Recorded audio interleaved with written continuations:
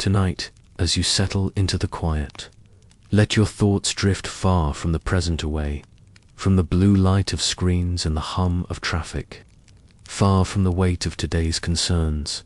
Let us take a slow, steady journey back in time, 1,000 years or more, past the pages of sagas and the shouting of television dramas, beyond the horns and battle cries, to the cold shores of Scandinavia, to the wind-beaten fjords and the ice-slick meadows, where daily life ground onward in quiet hardship. You've likely heard of Vikings raiders with axes and ships, sails full of plunder and fury. But tonight's story is not about them. Not exactly. This is about the ones they left behind. The ones who didn't raid. The ones who stayed.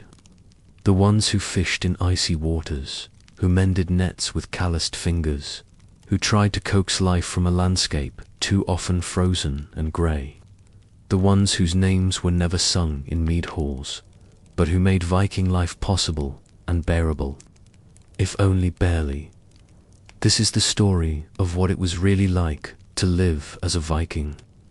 If you weren't the hero of your tale, so settle in, breathe, and imagine yourself wrapped in a heavy woolen cloak, your hands chapped from salt and cold, as we begin with the simple, aching rhythm of a fisherman's life. The morning begins before the light, not the golden, warming dawn of poetic tales, but a thick, numbing darkness, a veil of cold that wraps the world in silence. The sea is invisible at first, a black mass of undulating cold that murmurs and breathes like something ancient and indifferent. You wake not with a jolt, not to a rooster's crow, but to the soft crack of joints that have worked too many winters, and the dull throb in your shoulders from the day before. You do not stretch, you do not pause. You simply rise, stiff and quiet, and begin layering wool over wool-coarse tunics, hand-stitched mittens, a hood that never quite keeps the wind out.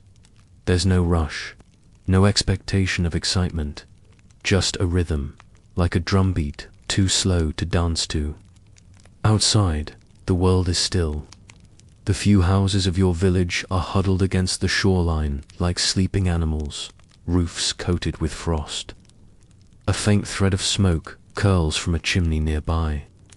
Somewhere, someone is already awake, feeding the fire. Your boots crunch on hard earth as you walk to the boat. It is a small craft, only just wide enough for 2 men to row side by side. Its wooden hull, worn smooth from years of salt and wind, creaks faintly as you place your weight in it. Your cousin is already seated at the other oar, his face hidden beneath a heavy woolen cap, eyes bleary, hands already gripping the wood. No greetings are exchanged. None are needed. You've rowed together since childhood. You know each other's silences as well as your voices. The oars dip into the dark water with a familiar rhythm. There is no moon tonight, just the distant shimmer of stars when the clouds permit it. The salt air clings to your face, bitter and sharp, leaving a crust. On your lips, your breath fogs in the air, drifting briefly before it vanishes. Just like so many mornings before this one. The rowing is mechanical. Not difficult, but never effortless. Your hands already feel the chill setting into your bones. The thick gloves help, but the cold always finds its way in. You shift your weight occasionally to ease the strain on your back, but there's no true relief until the day is done. When you finally reach a familiar inlet where the water is just a little calmer, and the fish might be hiding in the shadowed depths, you pause to set the nets.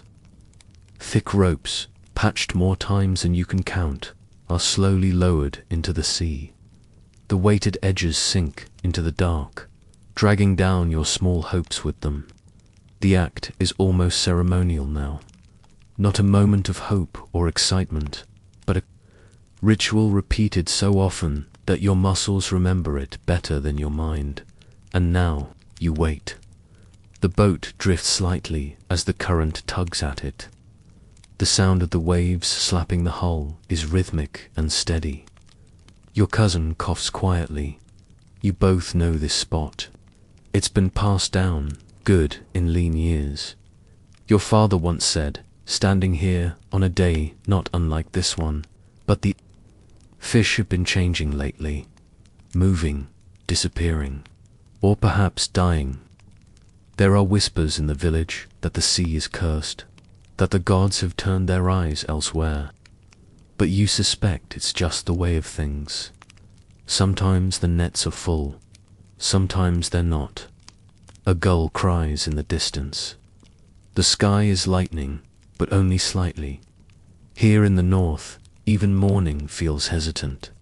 The clouds above are not bright, they are the color of ash, heavy and unmoving. You pull your cloak tighter and glance at the nets. Nothing yet. You take the time to glance back toward the shoreline. Your village is a smudge in the mist now, barely visible.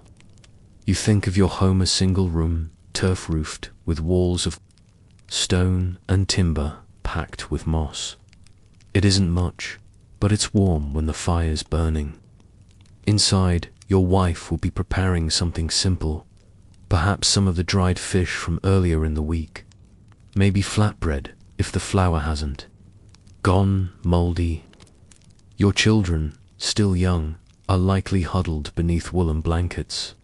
You hope they slept through the night. The baby has a cough. Not serious yet, but the winter air lingers in the lungs. The nets tug lightly, and you move to haul them in. Your cousin joins you, wordless. You pull together, hand over hand, the rope rough against your skin. The muscles in your arms strain. It's not the weight, it's the knowing. Knowing how many times you've done this. Knowing what it usually means. And yes, this time, like many others, the nets come up nearly empty. A few small fish, no, bigger than your palm. A single cod, wriggling. Its silver scales flash briefly before you end its life with practiced efficiency. No ceremony, no hesitation, just necessity. You look at the meager catch. It's not enough, not today. Not for what your family needs, not for trading, not even for hope. Still, you cast the net again. What else is there to do? This is the reality for most Viking men. You are not a raider. You have never stepped onto foreign soil with a sword in your hand. You do not carry a name that will be sung by. You carry salt on your skin, aches in your joints, and the burden of feeding a household from a sea that no longer gives freely. You are not poor, not by the standards of your village. You have a boat, an arm strong enough to row it. You have tools passed down through your family. A fishing knife with a carved bone handle, a net mended with skill. You know the waters, the signs in the sky, the smell of coming storms. You are not a fool. But the ocean doesn't care about knowledge. It simply takes, or doesn't give. As the morning drags on, the wind grows stronger. Not a gale, but a steady push. The clouds have thickened, and a fine mist begins to fall, half rain, half sea spray. It settles on your cloak and your hood, soaking in slowly. Your fingers are numb. You've lost a feeling in your toes. You don't mention it. You try another spot, and then another. You row, cast, wait, repeat. The catch does not improve. When you finally decide to turn back, the sky is a dull grey slate, and the sea looks as tired as you feel. The boat carries its paltry cargo without complaint. The oars creak. Your cousin stretches his back. Still no words. What is there to say? The village comes into view again, small and low, as if it's trying not to draw the wind's attention. You can smell the faint tank of smoke from cooking fires. Somewhere, a dog barks. Children's voices rise, sharp and brief, before fading back into the hush of the day. Your wife is outside, gathering wood.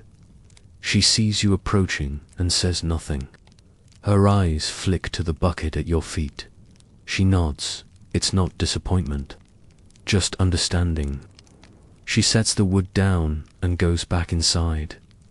Later, the fish will be gutted and dried over the hearth. The guts will be used to bait the next net. The bones will be saved, ground into meal, maybe traded with the farmer inland who keeps chickens. Nothing is wasted. Not here, that night. As you sit by the fire, the children ask if you saw any whales. You smile faintly. It's an old game. You tell them no, but you say you heard a sea spirit singing. They like that. You speak of the deep, cold sea as if it's a creature sleeping now, waiting for spring. The children listen with wide eyes. They don't know yet how harsh it will be when they row alongside you. Let them have their wonder, for now. As you lie down, the warmth of the fire clings to your skin, but not your bones. You curl beside your wife beneath heavy blankets. You do not dream of battles. You dream of full nets. This is Viking life, not glory, not gold, but rowing and waiting, and hoping the sea has not forgotten you. Imagine now that you're no longer on the frigid coastlines of Scandinavia, braving the sea for fish, but drifting down a broad, sluggish river. The air is thicker here, milder, and carries the scent of soil and smoke. It's the year 845, and you're aboard a Viking longship as it cuts through the Seine, the oars dipping rhythmically, the sail straining gently against the wind. The creak of wood, the splash of water, and the soft chant of a skald reciting an old saga are the only sounds. Paris lies ahead, still days away, but the men are restless with anticipation. Among the crew is Ragnar Lothbrokor, so the story goes. A name wrapped in legend, often tangled in contradiction, but for now, just a man with fur at his shoulders, a sword at his hip, and eyes that study the horizon like it holds secrets only he can see. He says little, at least not in the loud, boastful way of skalds and kings. Instead, he seems to move as if something inside him already knows how this journey ends. But for the men on the ship with him, this is more than a raid. It is a promise, a voyage not merely to plunder, but to etch their names into songs. Over 100 ships have joined this expedition, a massive force by Viking standards. With warriors packed tightly together, young and old, grizzled veterans and ambitious boys barely pass their first raid. Some believe Ragnar is leading them to eternal fame. Others just hope for silver, meat, and something better than dried herring. The riverbanks are quiet, too quiet. Villagers have already heard of the fleet. Some have fled, others have hidden. A few put up resistance, and for a time the ships pause, to burn and take what little they can. But Ragnar pushes forward. Paris is the prize. The city, such as it is in 845, is not the sprawling metropolis of modern imagination. It sits on a defensible island in the Seine, connected by wooden bridges, protected by low walls and an uncertain army.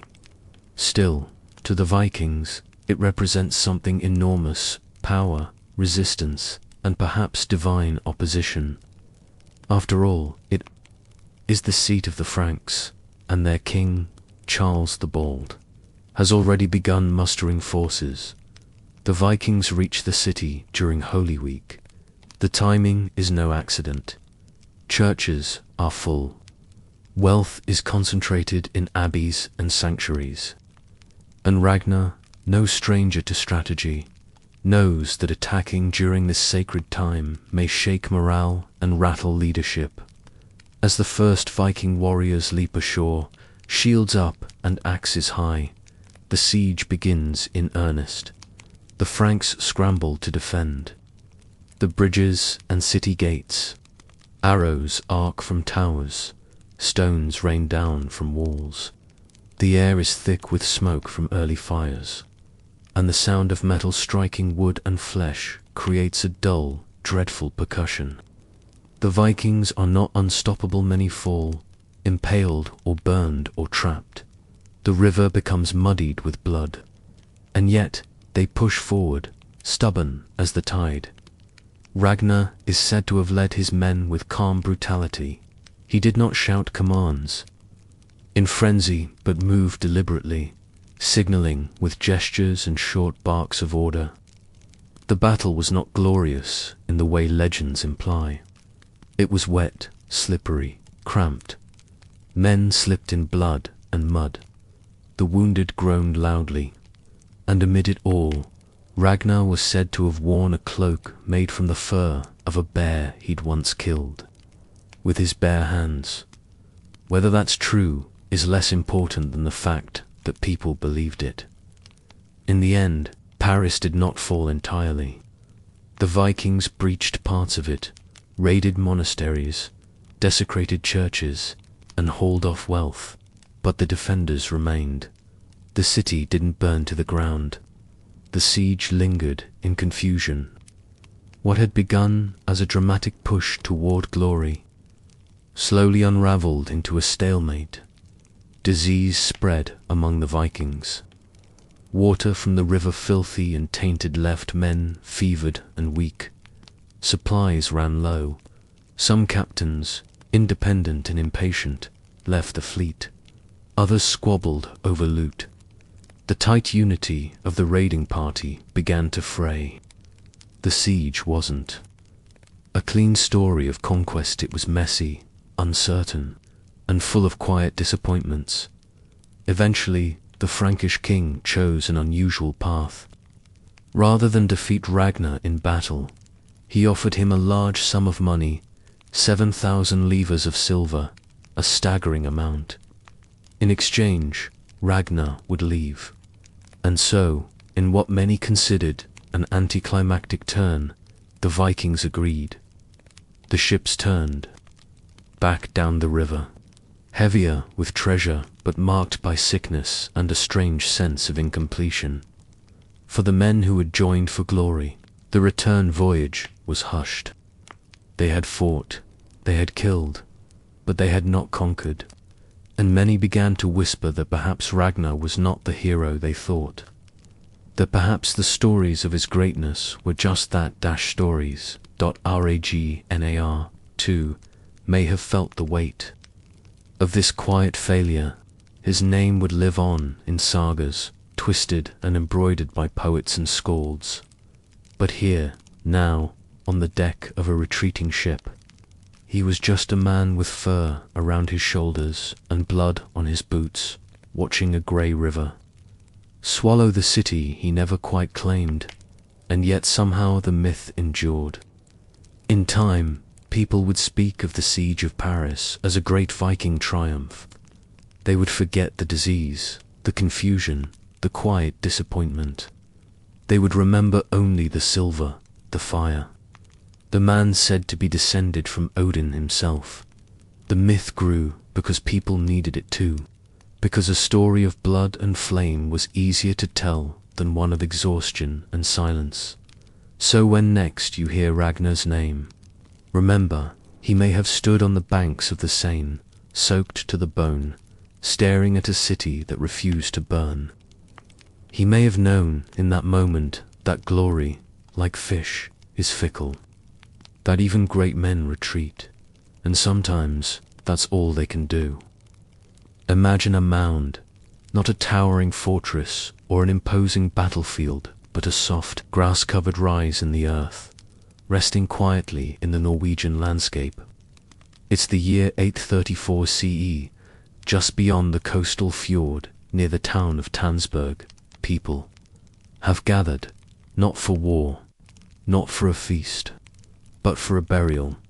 Beneath that mound, a ship waits, long, sleek, and elegant, carved with spiraling serpents and curling beasts. The prow arches upward like a frozen wave, its dragon's head now silent. This is not a ship for raiding. It will never touch salt water again. It is going into the ground, and it is carrying 2 women. Let's slow down here, because this is not the kind of Viking story that's often told. When we think of Viking ships, we imagine sails swelling with wind, axes raised high, the thunder of oars striking water. But this ship, known today as the Oseberg ship, is a different kind. A vessel. It was never meant for battle. It was meant for passage. A final journey, not to foreign coasts, but into the afterlife. The women buried within were important. That much is clear from the sheer opulence of their grave. But their names have been lost. Historians refer to them simply as the older woman and the younger woman. The older was around 70 when she died, remarkably old for the time. The younger was about 50. Their skeletons show signs of wear and illness. The older woman likely walked with difficulty, but in death they were treated like royalty or something stranger still. Perhaps priestesses, perhaps rulers, perhaps both. Let's picture the burial itself. The ship sits in a trench, cradled by earth. Around it, craftsmen and attendants move with careful purpose. The grave goods are elaborate, and numerous dozens of carved wooden chests and sleighs, beds, buckets, woven tapestries, and animal remains. The woodwork is stunning, delicate, and detailed, with sinuous lines that seem to ripple like waves even as they lie still. There are 5 intricately carved animal head posts, their eyes fierce and unblinking, their mouths twisted in grimacing snarls. Their function is unknown. Guardians, symbols, we do not know. Then there are the animals. Many were sacrificed for the burial at least 15 horses, along with oxen and dogs. Their skeletons were laid with care, suggesting reverence, not haste. These were not random beasts. They were offerings, companions, status symbols. The women were laid together in a wooden chamber built upon the ship's deck. Inside, the air would have been thick with the scent of pine, wool, and herbs. The walls were likely hung with fine textiles. The bodies were dressed in elaborate clothing, now lost to decay, but once likely dyed, embroidered, and adorned. One of the women may have worn a ceremonial staff, a curved wand-like object that hints at magical or spiritual authority. This has led some to believe that one of these women, perhaps the older, was a vulva, a seeress, a sorceress, a woman who walked between the worlds of the living and the dead. In Norse culture, vulvas were revered and feared. They chanted prophecies, guided chieftains, and invoked ancient powers.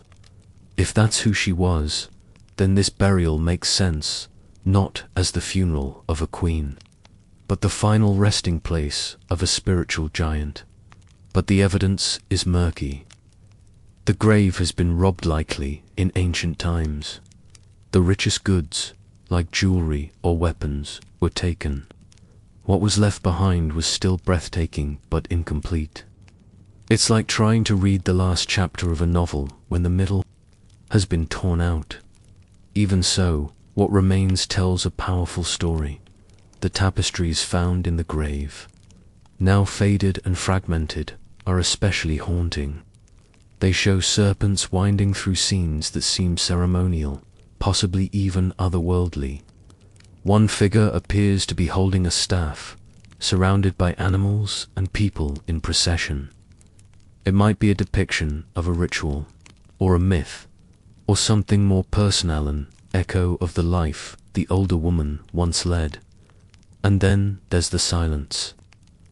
The kind that settles over a gravesite after the mourners have gone. The ship was buried beneath tons of earth, hidden from the world for over 1,000 years. The women within lay undisturbed as empires rose and fell, as languages changed, as the old gods were forgotten. It wasn't until 1904 that the mound was opened by archaeologists. The ship was astonishingly well preserved, thanks to the blue clay of the burial site. For the first time in over a millennium, light touched its wooden hull again. Slowly, piece by piece, the grave was excavated, catalogued, and studied. The older woman's bones showed signs of illness, possibly cancer. The younger woman had once suffered a broken collarbone, but it had healed. There was no sign of violent death. These were not women taken by sword or disease in the prime of youth. They had lived long, hard lives and then, for reasons still unclear, had been buried together in immense splendor. Theories abound. Were they related? A mother and daughter? Was one a servant, buried to accompany her mistress? Or were they both powerful in their own right? Co-rulers, perhaps, or religious figures bound by a shared destiny? The grave offers no clear answers, only suggestions. And those suggestions whisper something unusual about Viking society, that women, in at least some cases, held great importance. That their deaths were honored with the same ritual grandeur often reserved for kings and warriors. That magic and mystery were as central to Norse life as battle and conquest.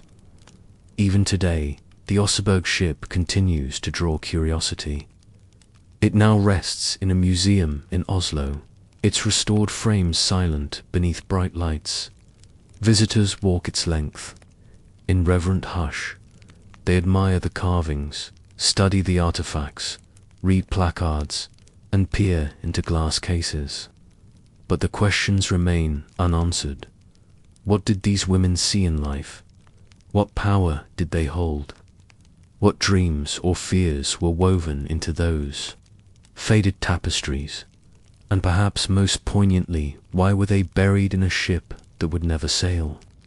Some say it was a vessel to carry them to the afterlife, to hell or Folkvanger, depending on their station. Others believe it was symbolic, a mark of status, or a reenactment of an ancient myth.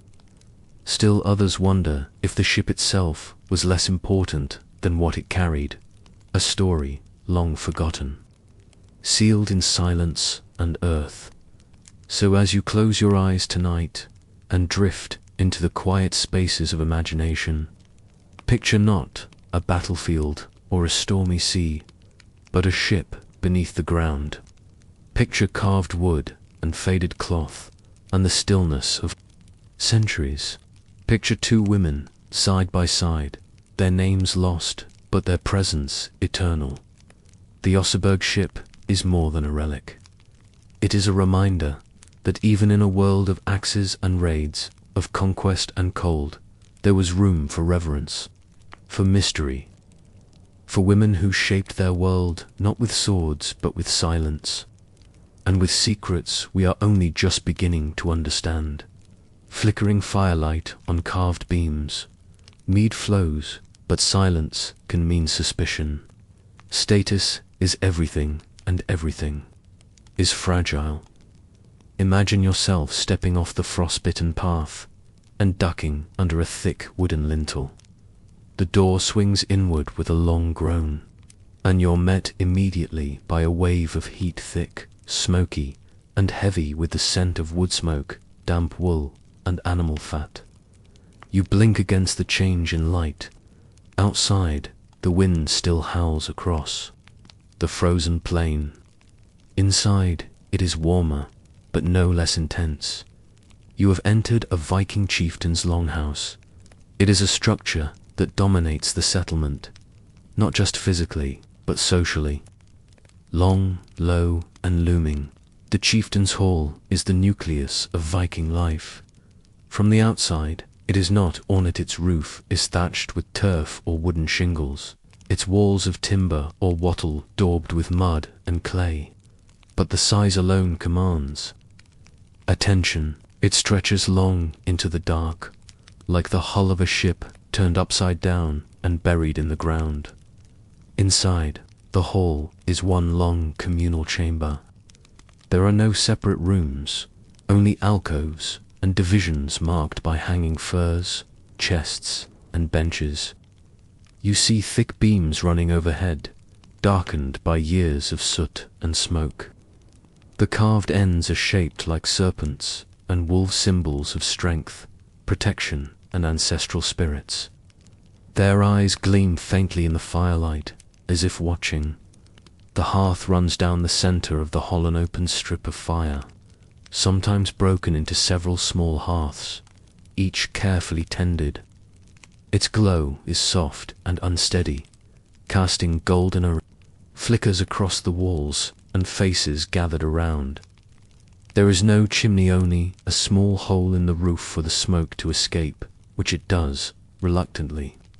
The air inside is thick, not choking, but certainly smoky. Your eyes sting slightly, but you get used to it. The chieftain's high seat is raised above the others, set back slightly and flanked by carved posts wrapped in cloth and amulets. He sits there now, wrapped in heavy wool and fur, his beard braided, with silver bands, his hands resting on a carved staff. Around him are his household, his wife, children, trusted warriors, farmhands, and guests. It is not a feast day, but there is food being served. Slabs of smoked lamb, bowls of barley porridge, flatbread, and root vegetables stewed in herbs. Mead is passed around in horn cups. It's warm, sweet, and slightly bitter. Drinking is not wild or raucous here. It is careful, political. Who drinks first? Who offers a toast? Who avoids eye contact? All of this carries weight. The chieftain nods to some, ignores others. A skald begins a low song in the background, strumming a lyre-like instrument. His voice is rough, almost chanting. He is not singing of gods or battles tonight. He sings of a long winter and the first green shoot that came in spring. It is soothing, almost hypnotic. You begin to notice how quiet the room is. Not silent, there are murmurs, clinking dishes, the crackle of fire, but it is subdued. People here are careful with their words. Even among kin, especially among kin, caution is king. The chieftain's hall is a place of hospitality, but also of scrutiny. It is where alliances are made, where insults are remembered, where guests are weighed and judged, sometimes without a single word being spoken aloud.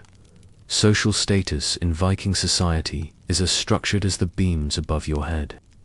There are free men, like farmers and craftsmen. There are jarls, like this chieftain, who command loyalty and land. There are thralls, servants, or slaves, who move through the shadows of the hall, quiet and efficient. One hands you more mead. He does not meet your eyes. The chieftain's wife is seated beside him. She is not silent, nor is she ornamental. Her words carry weight. Her eyes miss nothing. She is responsible for the household, its food stores, its cloth production, its religious observance. Her keys hang from her belt, symbolic and real. They grant her access to locked chests, to the home's wealth and resources. She speaks to one of the women nearby, nodding toward the storeroom. Something about the salt fish needing turning. Children skitter around the edges of the hall. The older ones sit closer to the hearth, listening carefully, trying to mimic adult composure. One boy holds a wooden sword, tapping it on his knee. A girl beside him braids her doll's hair. They are learning by watching. Everything here is apprenticeship, whether in swordsmanship, spinning flax, or managing tension. The hall is a living thing. Every visitor is a potential friend or threat.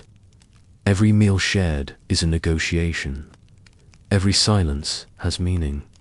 Tonight, the tension is subtle but present. A guest from a neighboring village has come with news. A boundary dispute, a stolen cow, perhaps even a whispered insult passed through 3 mouths before arriving here. The chieftain listens without expression. When he finally speaks, it is in measured tones, careful not to show weakness, but not provoking a blood feud either. His words ripple through the room like a change in wind. Some nod, others frown. No swords are drawn, not tonight. But the stakes remain. Overhead, the rafters creak as the wind shifts outside. Snow begins to fall again, its sound barely perceptible. A thrall moves to close the door, pinning a thick hide across it. The hall darkens further, lit now only by the hearths and scattered oil lamps made from clay and animal fat. It's easy to forget, sitting here, how fragile this power is. The chieftain's authority is not guaranteed. It rests on favor, generosity, strength, and memory. He must give gifts to his warriors' rings, cloaks, the occasional silver armband. He must settle disputes with fairness, or at least with force. Enough to be respected. He must host well, but not so extravagantly that his wealth seems wasteful. It is a balancing act, a performance, night after night. You realize then that this longhouse is not just shelter, it is a theater, a court, a temple, a trap.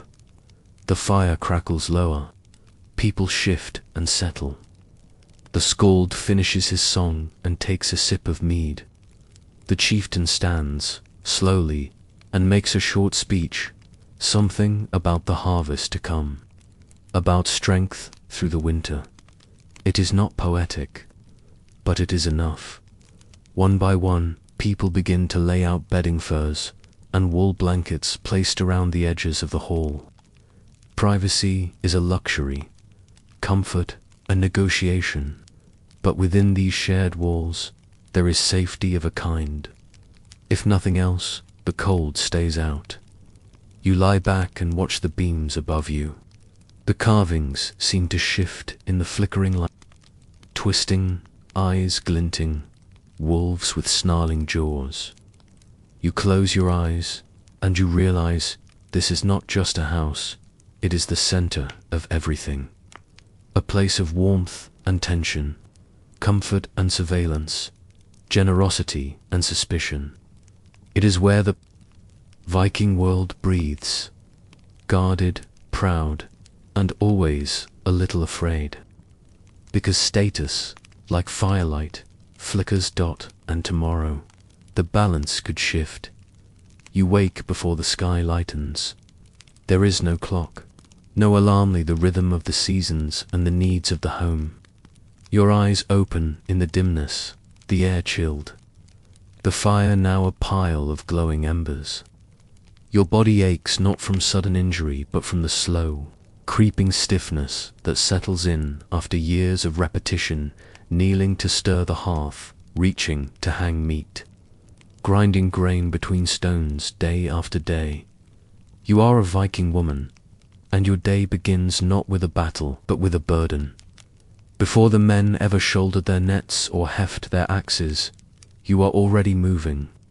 You pull a woolen cloak around your shoulders and step into the faint warmth of the hearth. The coals must be stirred back to life.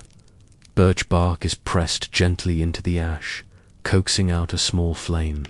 A puff of breath, steady and practiced, gives it voice. It flares, catches the kindling, and once again the fire speaks. Only then do you allow yourself to stand fully, brushing ash from your fingers.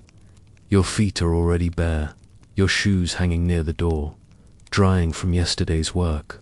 You will slip them on later, when you step outside to feed the animals. For now, the heat is enough. You move through the shadows of your longhouse, silent but alert. Children stir beneath heavy wool blankets. A baby snuffles in its cradle. You check. The goatskin swaddling dry. Still warm, and gently tuck it tighter around the infant. Your fingers are quick but soft.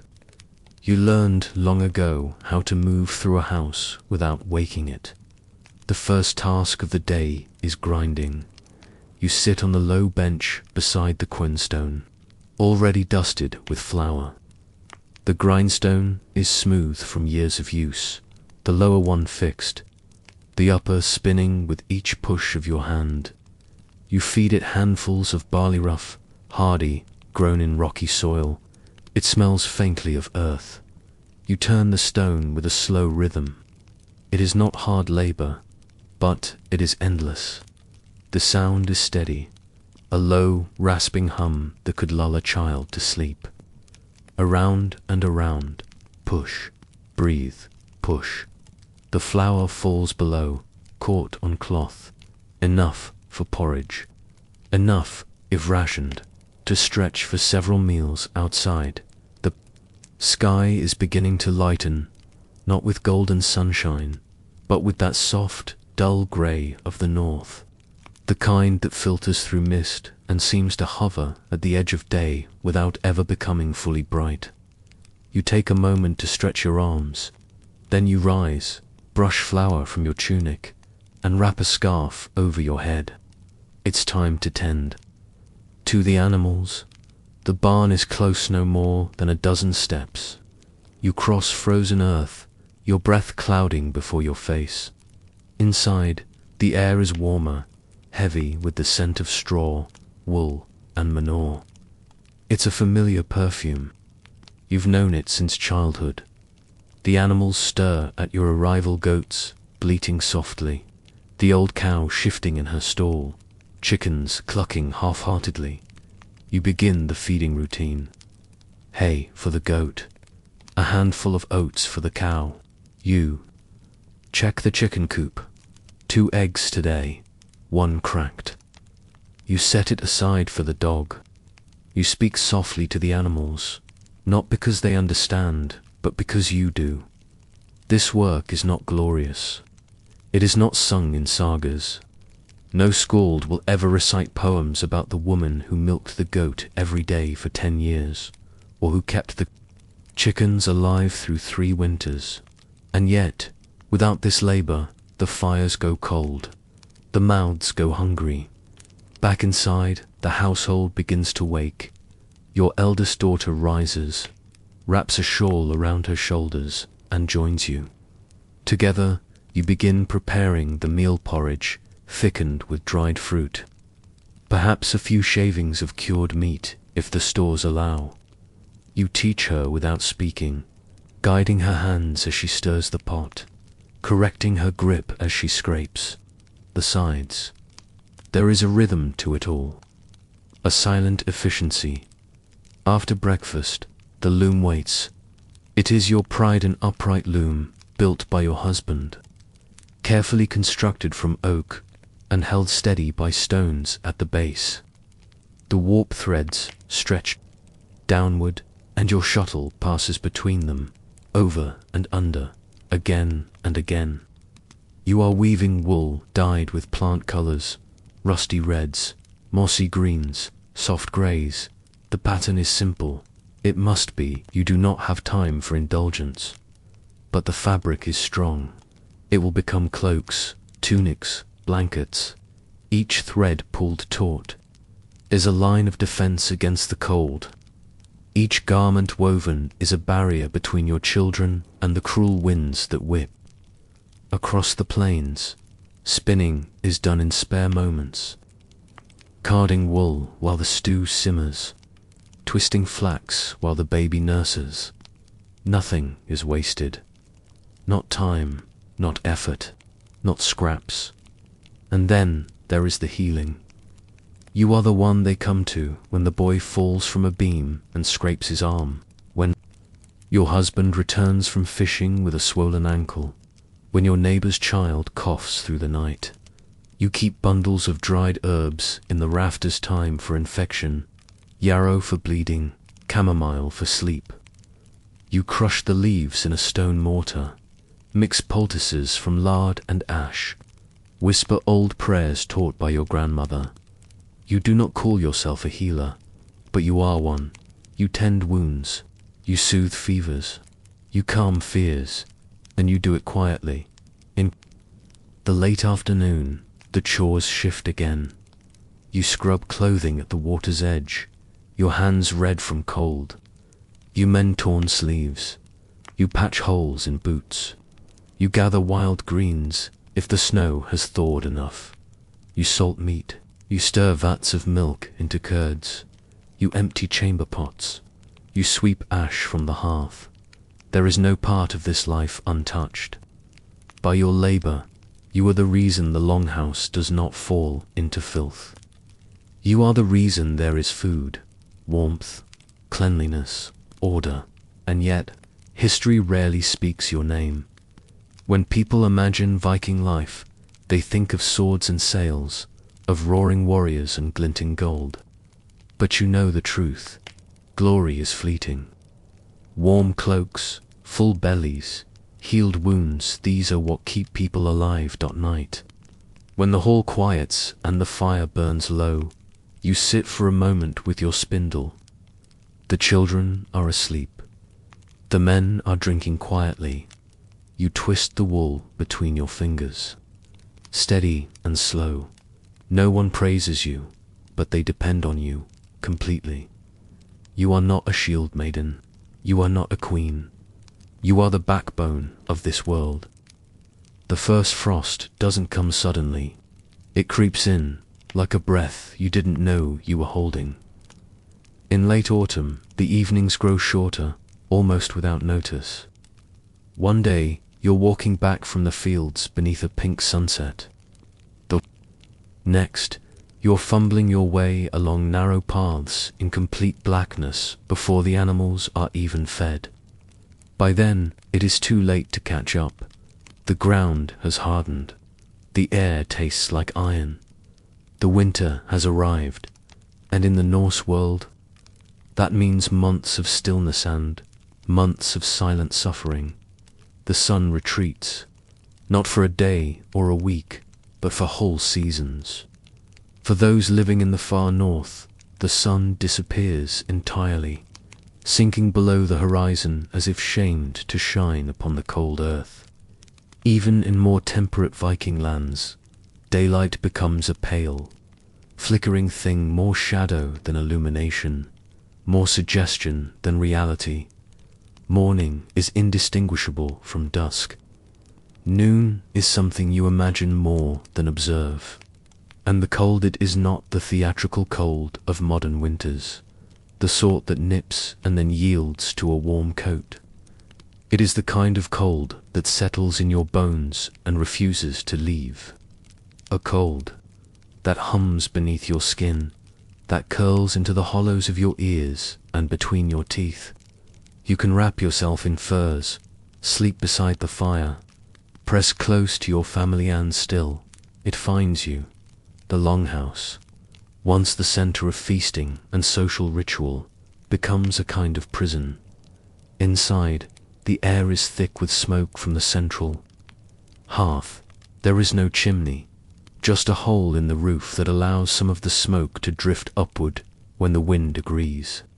Most of it stays, hovering in the air, coating the beams in greasy black soot, burning your eyes and throat. You cough constantly.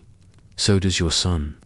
So does your grandmother, though her cough has become deeper lately, rasping and wet. The walls of the longhouse are thick logs packed with moss and clay, or planks sealed with tar. They are good at keeping the wind out, but not the damp. The floor is cold dirt. You sleep on wooden platforms raised just high enough to avoid the worst of the moisture. covered in straw and layered wool. But every night, the chill seeps in. You wake up cold. You go to sleep cold. Sometimes you forget what warmth feels like. Your world becomes very small. You can no longer go fast. No drifts block the paths, and the ice on the river is too thin to trust. The livestock, fewer now after slaughtering most for winter meat, must still be tended. You step out into the wind to feed the goats, your boots sinking into crusted snow. The animals look at you with dull eyes. They are enduring just as you are. Their breath steams in the air, their ribs more visible each week. You scoop frozen hay into their trough and mutter to them, just to hear your own voice. Back inside, your tasks do not end. Winter is no respite for the Norsewoman. You mend clothing in poor light, fingers stiff and red. You grind the last of the dried grain with a stone quern, slowly, rhythmically, your shoulders aching with each turn. You check the stores against barrels of dried fish, bundles of herbs, smoked meat hanging from the rafters. You try to ignore how quickly they're dwindling. Food is always on your mind. The porridge is thinner now, made with more water, less grain, occasionally a piece of dried onion, sometimes milk if the goat still produces. You scrape the pot clean and lick your fingers even when you know you shouldn't. When someone coughs, you flinch not because of disease, but because you know illness means fewer mouths can feed themselves, and more food must be carried to them. The children are restless. They ask questions. They want to go outside. You tell them stories instead. Not heroic ones, those are for the mead hall in spring, but quiet stories. Tales of sun gods who sleep beneath the earth in winter, waiting to rise again. Of creatures who walk the snowdrifts and whisper through the cracks in the walls. Of wise old women who dreamed the spring back into being.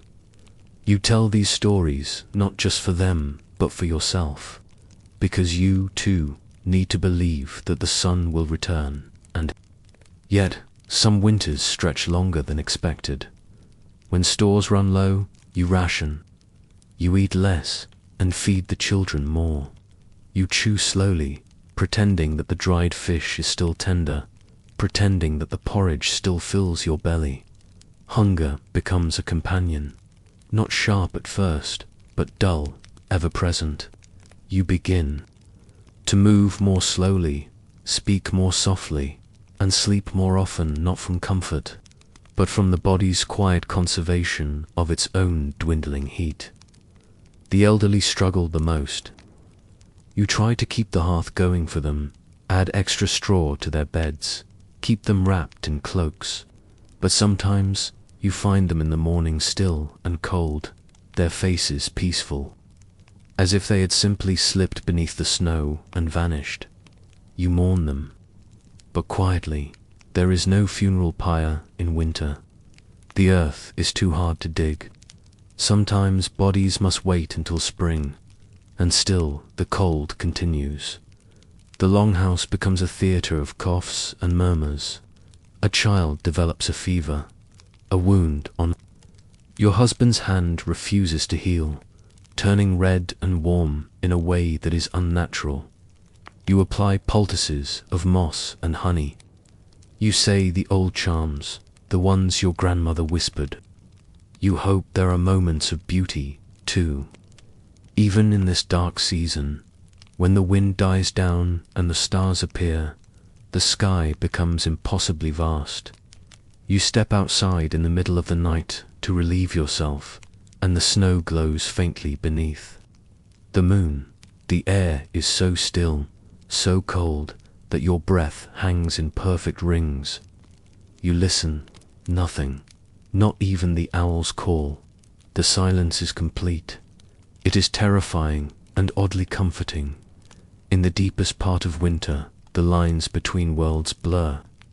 The skalds say that this is when the dead walk, when the gods move unseen, when dreams speak louder than reality. You do dream more now, vividly.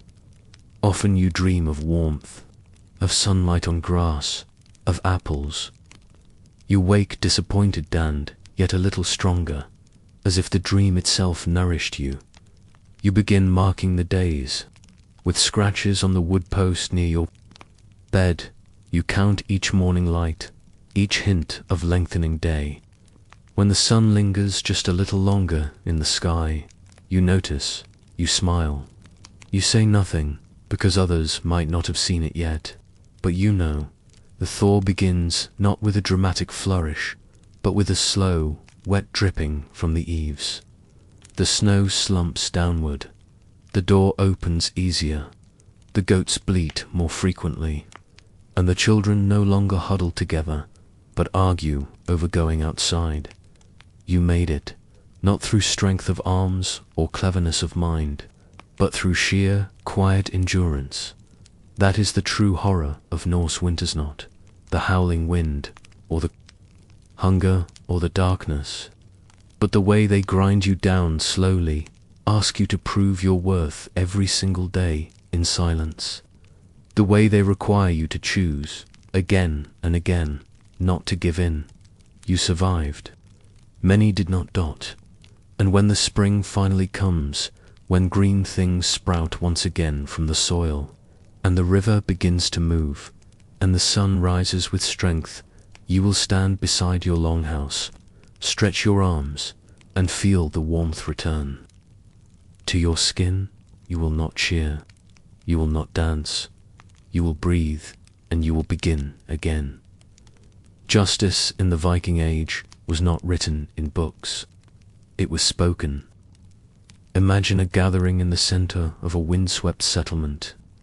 The sky is pale, the clouds thick and low like they've been stitched into the earth's very ceiling.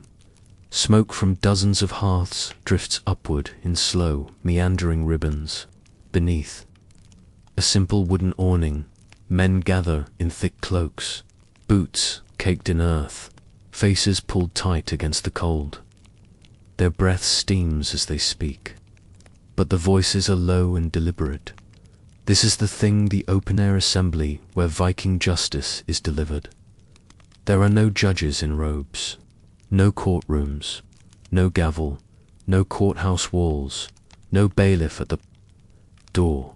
The laws exist only in memory, and yet they are held with such seriousness that the wrong word, the wrong gesture, or the wrong accusation could change the course of a man's life, or end it entirely. You do not go to the thing lightly. It is not a place for minor complaints. It is a place of reputation, of public reckoning, of fragile peace held together by honor, threat, and compensation. And the first thing you must understand is this. In the Viking world, justice is personal. If someone harms you, steals from you, wounds you, even kills your kin, do not wait for a king or officer to handle it. You handle it, or, more precisely, you and your kin do. You bring the matter before the thing, you speak your case, and the community listens. There are laws, hundreds of them, in fact, but they are remembered, not written, passed down from generation to generation through the mouths of law speakers, trained men who have committed the codes of justice to memory. These law speakers are not interpreters. They do not argue. They recite. Their role is not to weigh the truth, but to state the standard by which others must. Take a moment to imagine that centuries of law precedents, penalties, customs, all spoken aloud from memory, repeated at regular gatherings to reinforce their grip. It's like watching a living book take shape, its words spoken not from paper, but from breath. The laws are practical, brutal sometimes, and yet strangely precise. You steal a sheep, you owe compensation, silver, most likely, not imprisonment, but a fine. The value of that silver is set by the thing, depending on the status of the sheep, the age of the animal, even the season. Stealing in winter, when animals are scarce and hunger is real, might demand more restitution. You insult someone's honor. You owe them not just silver, but a public apologia, wergild of reputation. And if your words were especially shameful, if they implied cowardice or mocked lineage, the insult might be avenged with blood instead. The concept of wergild is central to Viking law. It literally means man price. Every person, depending on their status in society, thrall, freeman, noble, chieftain, has a value. If you kill someone and you wish to avoid a blood feud, you must pay the wergild to their family. Fail to do so, and you risk exile, or worse. But this isn't simply about money. It's about balance. Viking society is tightly knit and deeply personal. Most people know one another.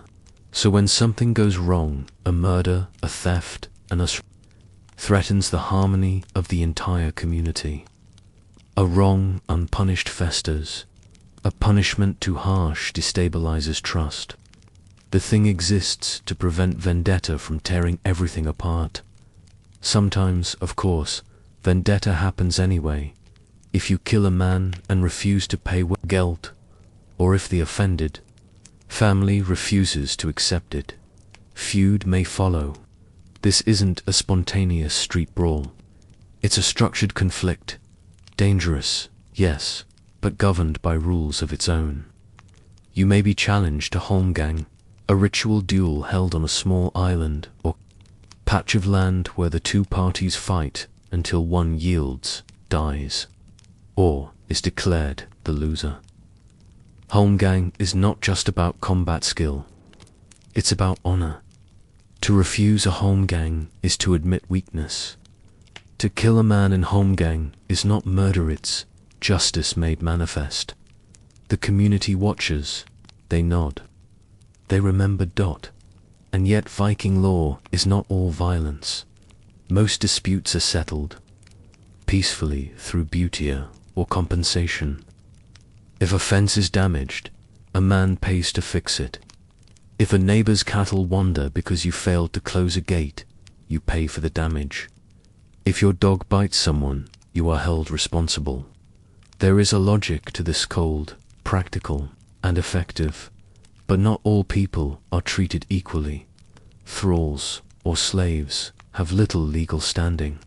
They may not speak at the thing. Their lives are worth less. Their injuries compensated minimally if at all. They may be punished without recourse.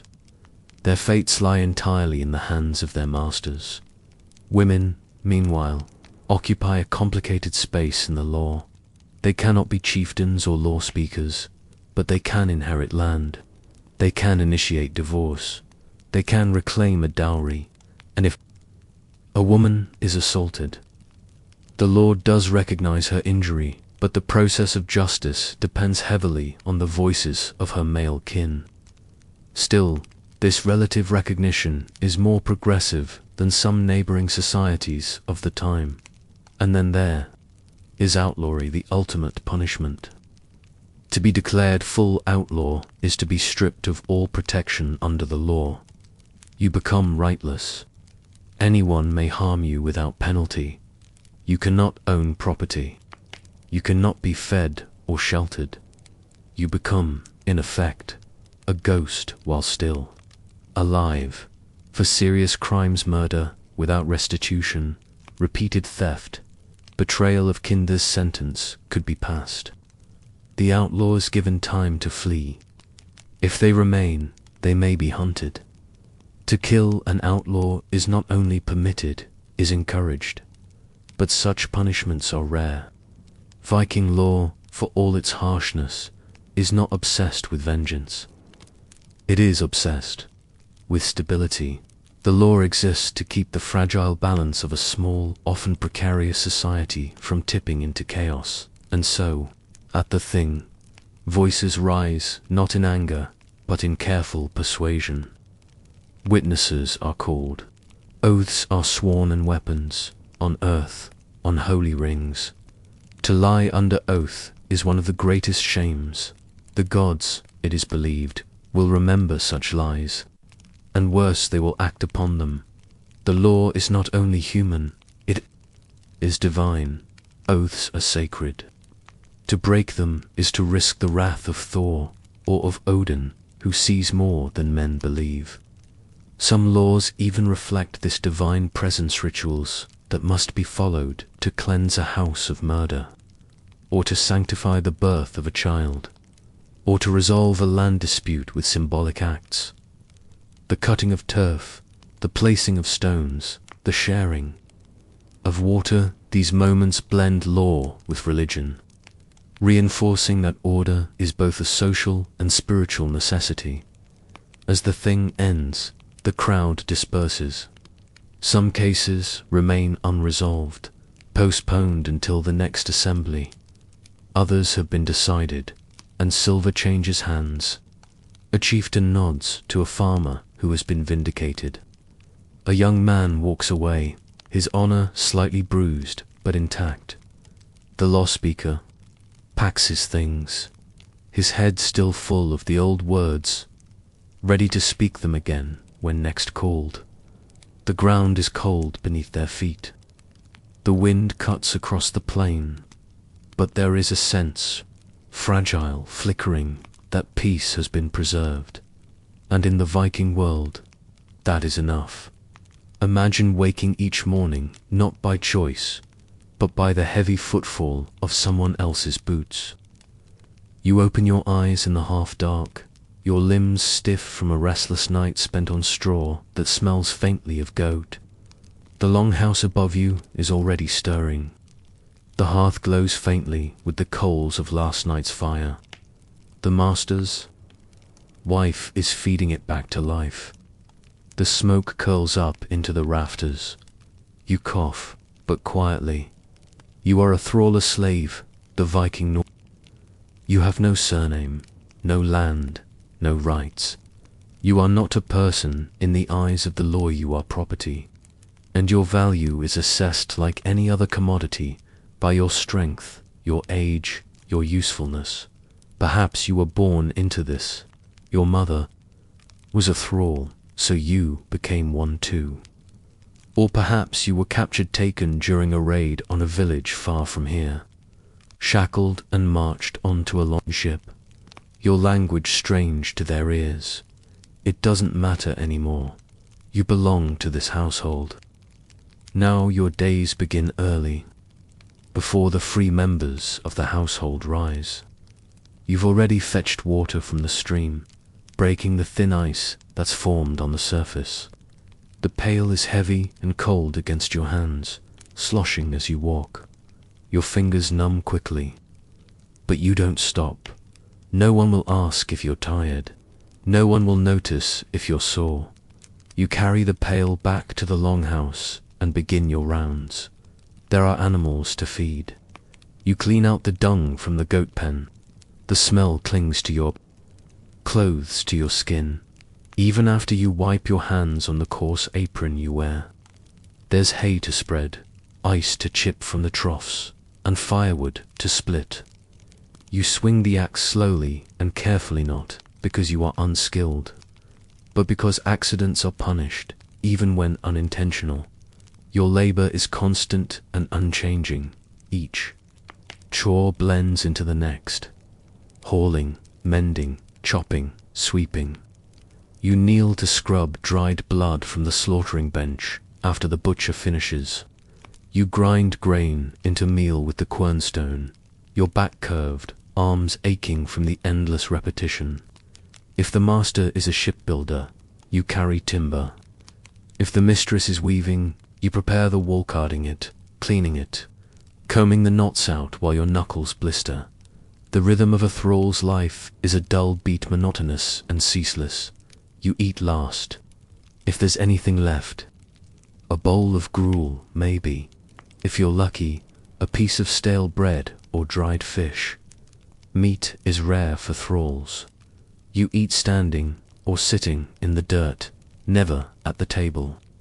When the family dines, you are there but only to serve, to refill cups, to clean the trench under the table where bones and scraps are thrown.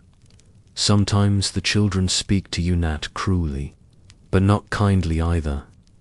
You are a figure of labor in their minds, a pair of hands, not a full person.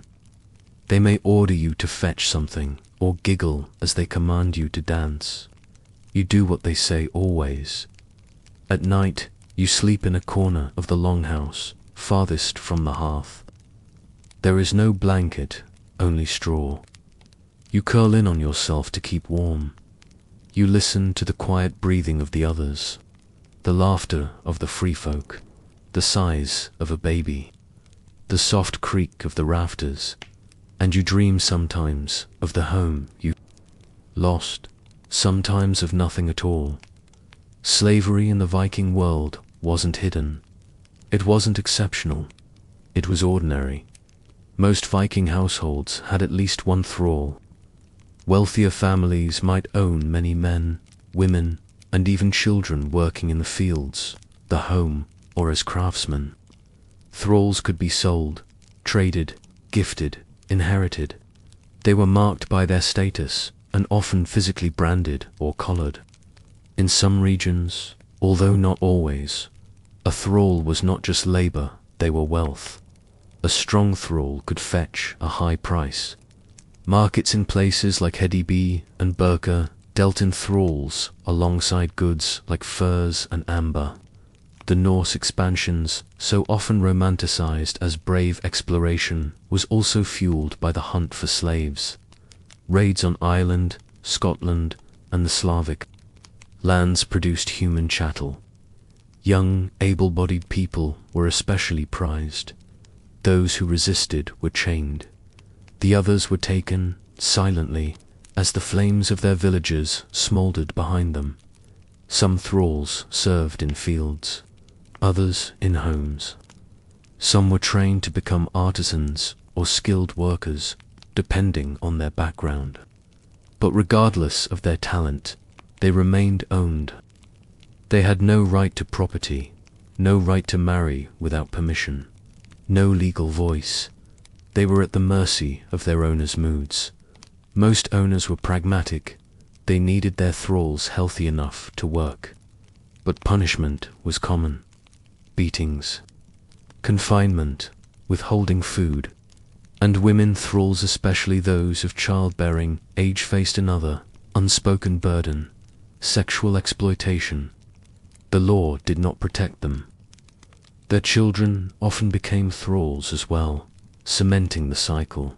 And yet, the life of a thrall was not always as short as you might imagine. A thrall might live years, even decades, with a single household. Some thralls were eventually freed, especially if they were loyal or useful. A freed thrall became a lacengee, and while still low in status, they were no longer property. They could marry, own land, bear children born into freedom.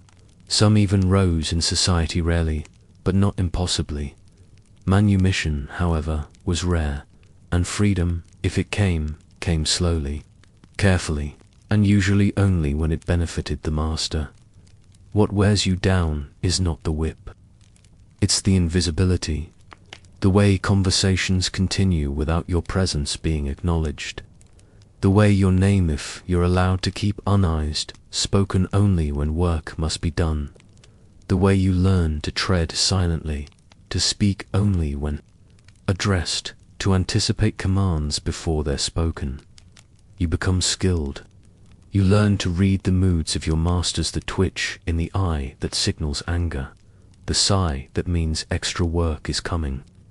You learn to move like smoke through the household, and always, beneath the surface, you wait. Some thralls run, but the risk is great. To flee is to risk being hunted, returned, beaten, even killed. The law protects owners, not escapees. And yet, every year, a few try. They vanish into the forests. take to the coast, some make it. Most don't, for many. The hope isn't escape but survival. To live quietly, to serve well, to be remembered as useful, and maybe, one day, to earn their release, or at least die with some dignity. When we imagine Viking life, we often conjure images of proud warriors, powerful jarls, majestic longships. We forget or ignore the countless hands that supported that world. The ones who built the fires, cleaned the waste, tended the fields, and died unnamed. Thralls were everywhere. In every household, in every village, in every tale told behind closed doors. They were the silent labor that sustained the farms, the forges, the ships, the feasts. Without them, Viking society would have collapsed. And yet, their stories are mostly lost, written not in sagas, but in worn footprints across packed earth, in empty bowls, cracked hands, calloused knees. So tonight, as you rest, imagine them not as faceless figures, but as people. People like you, someone who once had a mother, a favorite song, a fear of the dark, someone who learned to endure, and who, in some small, quiet way, helped carry the Viking world forward one firewood bundle at a time. The sea is calm today. That rare, merciful calm, where the wind is steady but gentle, and the water lulls more than it resists. The creak of the longship beneath your feet is rhythmic, familiar, like a cradle for your thoughts. You're far from home, now farther than any Viking has gone before. Behind you lies Greenland, a cold and brutal home at the edge of the known world, and ahead, only mist, possibility, and the whisper of land long rumored. This is not a raid. There are no targets, no monasteries to pillage, no gold to grab from soft monks. This journey is quieter, stranger, and perhaps more daring. You and your shipmates are not warriors seeking blood, but settlers, explorers, farmers, and traders following tales of a land to the west, where grapes grow wild and timber is abundant. The Norse call it Vinland, but no one is sure if it truly exists. You are on a ship not dissimilar from those used to reach Iceland and then Greenland, a wide, shallow vessel with a single square sail, a crew of 20 or more. You sleep in shifts beneath the open sky, your possessions wrapped in oilskins. Your meals a mix of dried fish, flatbread, and ale that's going sour. Navigation is by sunstone, by cloud shape, by the flight of seabirds. You trust the ship because you must. You trust the sea only as much as a Norseman ever can. The first to sail here was Bjarni Herjolfsson, or so the skalds say, blown off. Course, he sighted strange lands to the west, but did not land.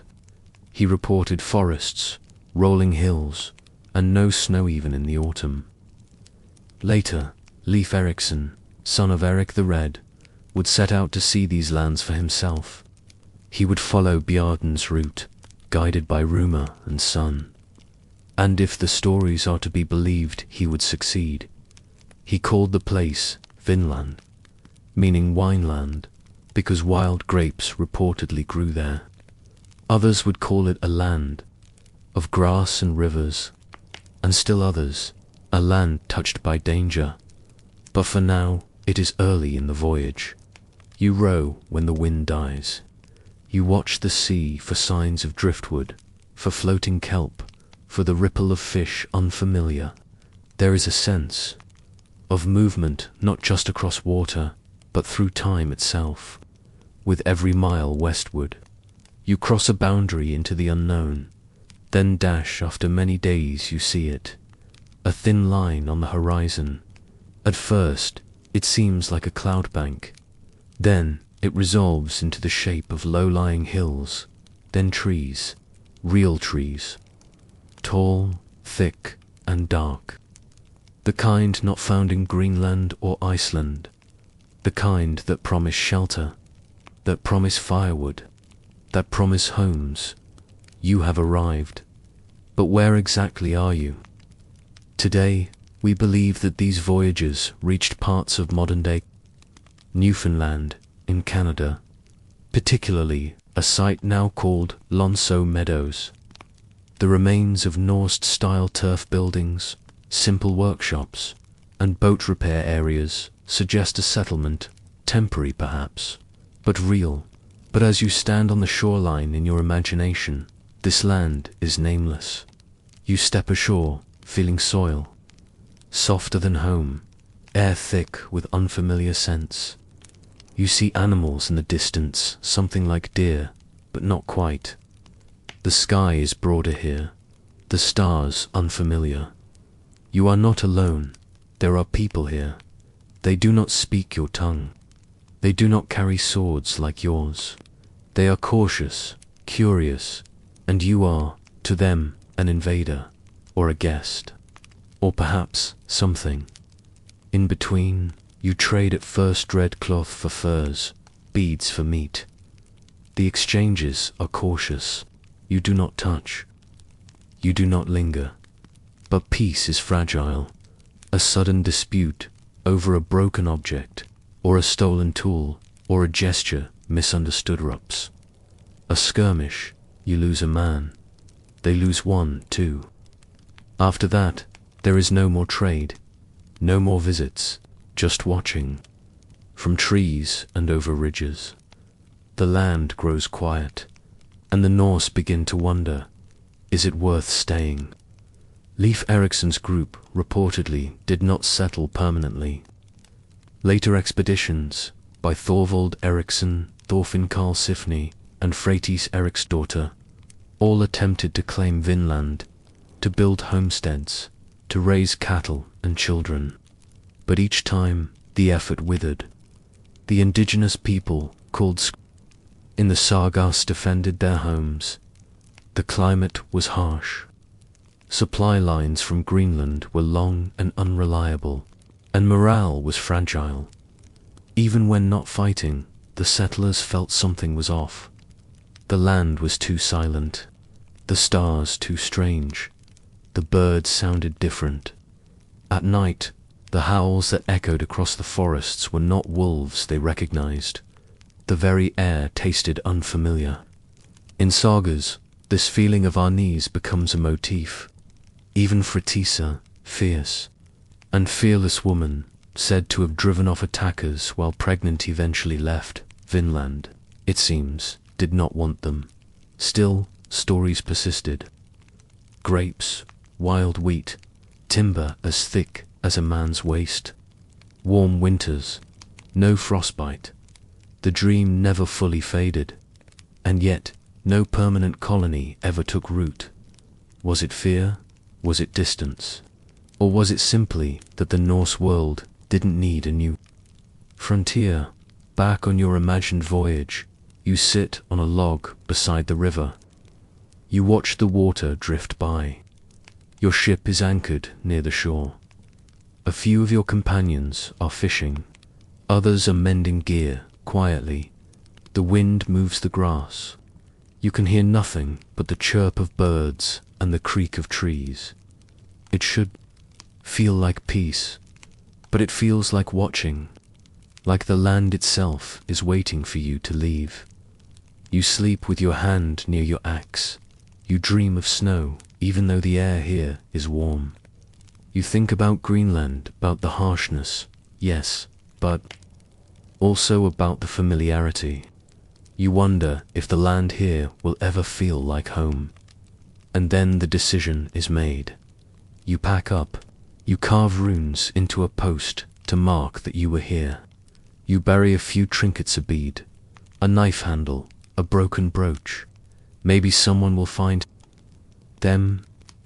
Maybe they'll know who you were. You board the ship again and sail east. The voyage home is slower, wearier. The ship feels heavier, though the cargo is light. You do not speak much. You look over your shoulder often. And when you return, the stories begin. They do not match. One man saw a white bear, another claims to have found silver. A third says there was gold in the rivers. You know these are not true, but you say nothing. The story is already growing, already becoming something it never was. The tale of Vinland is one of the oldest stories of contact between Europe and North America. It predates Columbus by nearly 500 years, and yet it lingers in a half-light, part truth, part myth. For centuries, many believed it was only a saga-born dream. It wasn't until the 1960s that Lonso Meadows was excavated, revealing undeniable evidence of Norse presence. Iron nails, butternut shells, the outlines of Norse buildings, it was all there, still. The settlement seemed small, brief, a whisper. Why didn't they stay? Perhaps it was the resistance from the indigenous peoples who rightfully defended their homeland. Perhaps it was homesickness. Perhaps it was spiritual. The Norse believed in land spirits, in fate, in omens. Perhaps Vinland simply felt wrong, and yet it remains in the stories, not as a conquest, but as a question, a place they found, but could not hold. A dream tasted, then relinquished. So tonight, as you lie in bed, let your thoughts drift westward across the sea. Picture the longship sliding through morning fog. Picture the coast of a new world emerging slowly from the mist. Picture the quiet, the wonder, the hesitation. Not every adventure ends in battle. Not every journey ends in triumph. Some end in silence, and sometimes that silence is the story. Let us begin not with a scream, but with silence. A silence that settles over a fjord, over mossy stones, over the wooden beams of a Viking longhouse before dawn. A silence that comes not from peace, but from attention, anticipation. The kind of hush that arrives when people are about to witness something they don't quite understand, but cannot look away from. The blood eagle. You've heard of it, perhaps. The name alone stirs unease. It lingers in history like a shadow cast by firelight, quite clear, never fully gone. A supposed Viking execution ritual so brutal, so theatrical, that even the sagas describe it with hesitation. The victim's ribs sliced from the spine, the lungs pulled out and arranged like wings. No one is certain whether it truly happened. And yet, for centuries, the image has endured. But before we approach the myth, let's step back and breathe, because in the Viking world, death was not simply an ending. It was an event, a transformation, a ritual. The line between justice, sacrifice, and punishment was often blurred. What seems horrific to modern eyes may have carried deep meaning, then social, spiritual, or symbolic. And in a world governed by honor and revenge, death was never far from view. Let us walk through the world of Viking executions, not in haste, but slowly, gently, a candle held up to the darkness of history. The Viking legal system, as we've discussed, was structured and practical. But certain crimes, especially betrayal, murder without restitution, or treason against kin, were considered so grievous that normal compensation, like paying silver or offering land, would not suffice. These acts tore at the very fabric of society. They weren't just offenses, they were contaminations. The person responsible wasn't merely a criminal, they were a threat to the order of things. And such a threat, it was believed, needed to be removed publicly, executed, but also transformed. The most common execution method was simple: beheading, clean, symbolic, and tied deeply to Norse belief. The head carried meaning. It was the seat of identity, thought, and pride. Removing it was a statement, a severing of self from story. Others were hanged especially when the punishment was meant as an offering to Odin, the Allfather, who himself was said to have hung from Yggdrasil, the world tree, in pursuit of knowledge. To hang a man was not. Just to kill it was to place him in the god's sight, as a warning or as a gift. Still others were stoned, drowned, or simply exiled, left to die slowly in the wilderness, forgotten and unprotected. But the blood eagle, that was something different. We know of it mainly from the saga stories told centuries after the events they describe. In particular, the Orkneyinga saga, Ragnarssona, TTR, and Heimskringla make mention of it. According to the tales, the ritual was reserved for those who had committed the deepest betrayals, especially those who had killed noble warriors or family without offering restitution. One story describes a Norseman named Glar, who supposedly killed the legendary Ragnar Lothbrok. In revenge, Ragnar's sons, most famously Ivar the Boneless and Bjorn Ironside, captured Glar and subjected him to the blood eagle. The saga describes how Glar was seized, his back cut open, his ribs separated from the spine like the bars of a cage, and his lungs pulled out and laid across his shoulders like wings. Sometimes, it is said, salt was rubbed into the wounds. The victim, they claim, was forbidden to scream. To cry out in pain would be to die dishonored. Silence was victory. Endurance, defiance. The sagas use metaphor and poetry to describe the event. They never say clearly whether it was real or allegorical. Was it an execution, a sacrifice, a moral tale, or a grim exaggeration meant to terrify? Modern historians are divided. Some argue the blood eagle is pure myth, a misunderstanding of poetic kennings and saga metaphors taken too literally by later readers. They point out the lack of contemporary evidence and the logistical difficulty of performing such a procedure while the victim remained conscious. Others believe it was possible, if rare, not an everyday punishment, but a singular ritual meant to shock, to send a message, to elevate an act of revenge into something more. In the Viking world, pain was not always to be avoided. It could be a display of strength, a bridge between worlds. For some warriors, to die in agony without complaint was the ultimate proof of honor. So perhaps it happened once, twice, or perhaps not at all. But the important thing is this: people believed it could, and in that belief lies its power.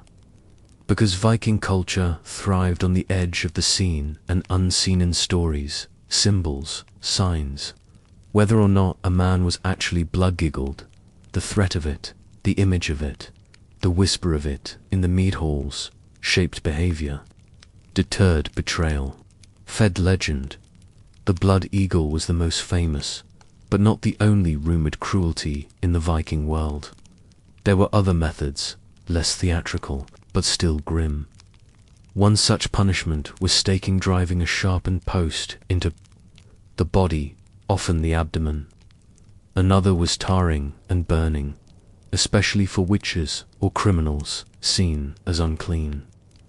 There are vague references to people being buried alive, though these are harder to confirm. Sometimes, the body of a criminal was mutilated after death years removed, nose cut off, genitals burned. These were not acts of sadism, but symbols. To deny someone a whole body in the afterlife was to shame them eternally, in a world where how you died mattered as much as when you lived. This was serious. There are even suggestions that high-ranking enemies were sacrificed, perhaps not out of cruelty, but reverence. To offer a king's blood to the gods was, in a way, to honor him, to recognize his potency even in death. All of this, the blood eagle, the sagas, the punishments served a purpose. They created boundaries. Viking society was fragile. Small farms, close families, ships away at sea. The social fabric depended not on constant violence, but on the threat of violence. A well-told story about a blood eagle could do more than 100 guards. It warned, do not betray your kin, do not break oaths, do not kill without cause, or else, even if that else was half-imagined. Fear, after all, is a powerful tool. It can shape memory, shape culture, shape the very laws of a people. And now we return to the silence. You are sitting by a dying fire. The longhouse is dark. Outside, the snow is falling in slow flakes.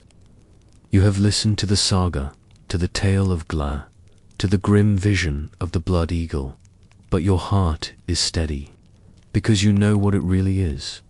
A story told, to scare children, to warn rivals, to fill the space where law could not reach.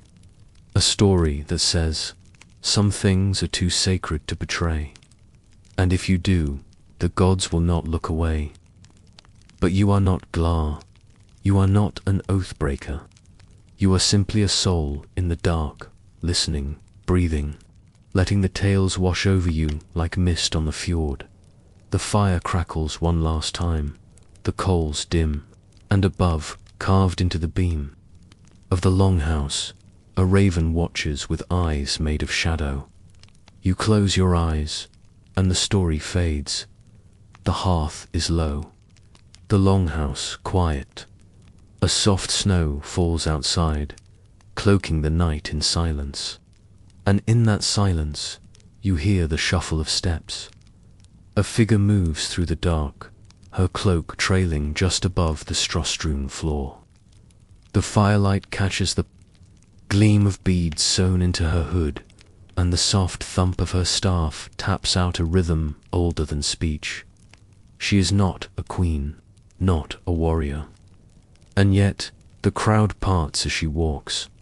She is a Vulvala Seeress, a witch-woman, one who knows what others should not. In the Viking world, she is both revered and feared. To live in Viking society as a woman meant hard work and quiet strength, feeding animals, weaving cloth, healing wounds, raising children. But the vulva stands apart from this rhythm. She does not tend goats. She does not card wool. She travels, cloaked in ritual and secrecy, carrying with her knowledge, not of land or weather, but of fate. She is a liminal figure. She exists between man and woman, between society and wilderness, between the living and the dead. She does not sleep where others sleep. She does not marry, or if she once did, it is long past. She belongs not to a household, but to the world and to what lies beyond it. You can imagine her walking through a village in the middle of winter, her blue cloak dusted with frost, her wooden staff held before her like a marker of sacred ground. Children stare, old men bow their heads. Even chieftains wait for her words, because when the vulva speaks, it is not herself speaking, but the threads of fate. The word vulva means wand-bearer or staff-woman. She is a practitioner of Siran, ancient form of Norse magic tied to prophecy, influence, and sometimes illusion. The knowledge she possesses is not written in runes or taught in schools. It is passed down orally from one seeress to the next, or learned through long, painful communion with spirits and dreams. She may be old or seem ageless, her face lined not only with time, but with sight. She walks slowly, but her presence fills every space she enters. Her staff, often carved and crowned with metal or antler, is not a weapon, but a tool of power. It helps her draw circles, trace symbols in ash, anchor herself when her spirit walks into other worlds. Vavla, the plural, are often described in sagas as wearing blue cloaks, symbolic of otherworldliness, the sky, and possibly death. Their clothing might be embroidered with signs or charms. They carry pouches of herbs, bones, and charms. Some say they wear brooches shaped like moons or spirals, or carry knives, not for cutting, but for ceremony. When the vulva is called upon, it is not done lightly. Her presence signals a moment of change, a decision, a fear, a question whose answer cannot be found through common means. The ritual may begin at night. In a longhouse cleared of sound and motion, a platform is built, raised off the floor. The vulva is seated there, her feet just above the heads of the people gathered. She is given food, often porridge, mixed with animal fat, or a broth of herbs. Then the chanting begins. Chanting is central. The seeress may sing old songs, or ward songs, to summon spirits, ancestors, or gods. The melody is slow, repetitive, almost hypnotic. It winds around the rafters like smoke, seeping into the breath of everyone present. The audience may hum with her, joining the rhythm, anchoring her body as her soul drifts into the spaces unseen. Sometimes she falls silent, her eyes close. She breathes slowly, then speaks. What she says may be cryptic. The voice might not seem like her own. Her language may be riddled with riddles. She might answer a question not yet asked, or offer a warning no one wants to hear. She tells of omens, of threads in the tapestry of fate, of things that may be but cannot be undone. And then, just as suddenly, it ends. The chant fades, the fire crackles again, the room exhales. She steps down, her face pale. She has seen something you have not, and she will not say more. The vulva is not a priestess. She does not lead regular rites, bless fields, or read from sacred texts. Her power is older than any organized cult. It is wild, elemental, and deeply personal. She does not serve a temple. She serves Fateherda, Vedandi, and Skuld, the three Norns who weave the destiny of gods and men alike. Her magic is not simple. It may involve dreams, trance, the stirring of bones in a bowl. She may use herbs to see more clearly, or speak with the dead. Sometimes she is called a healer, other times a curse bringer. This dual nature makes her both revered and feared. To host a vulva is an honor but not a comfort. When she enters your home, you leave an offering. You avert your eyes. You speak softly. Her presence unsettles, even as it enlightens. She may tell you that your son will die in spring, that your crops will fail unless a goat is slaughtered under the waxing moon, that the woman you plan to marry has a shadow behind her. And what can you do but listen? Because if she is right, ignoring her means courting ruin. But if she is wrong, you cannot know, and she will not explain. Interestingly, Sia Magicus, specially practiced at the level of the Valvoas, traditionally considered feminine. Men who practiced it were often seen as violating social norms. In sagas, even Odin, who learns and uses Sia, is mocked for adopting women's magic. This tension reveals something profound, the fear of the feminine unknown. The magic of the vulva did not involve brute force or conquest. It was subtle, mysterious, inward-facing. It worked through song, through shadow, through symbols, and it unsettled a world that prized physical strength and outward dominance. And yet, it worked. Communities relied on the vulva to warn them of danger, to help choose times for planting, to explain a child's strange dreams, to bring peace to restless ancestors, to bless voyagers, to curse enemies. She held a power no man could steal, because it came from elsewhere.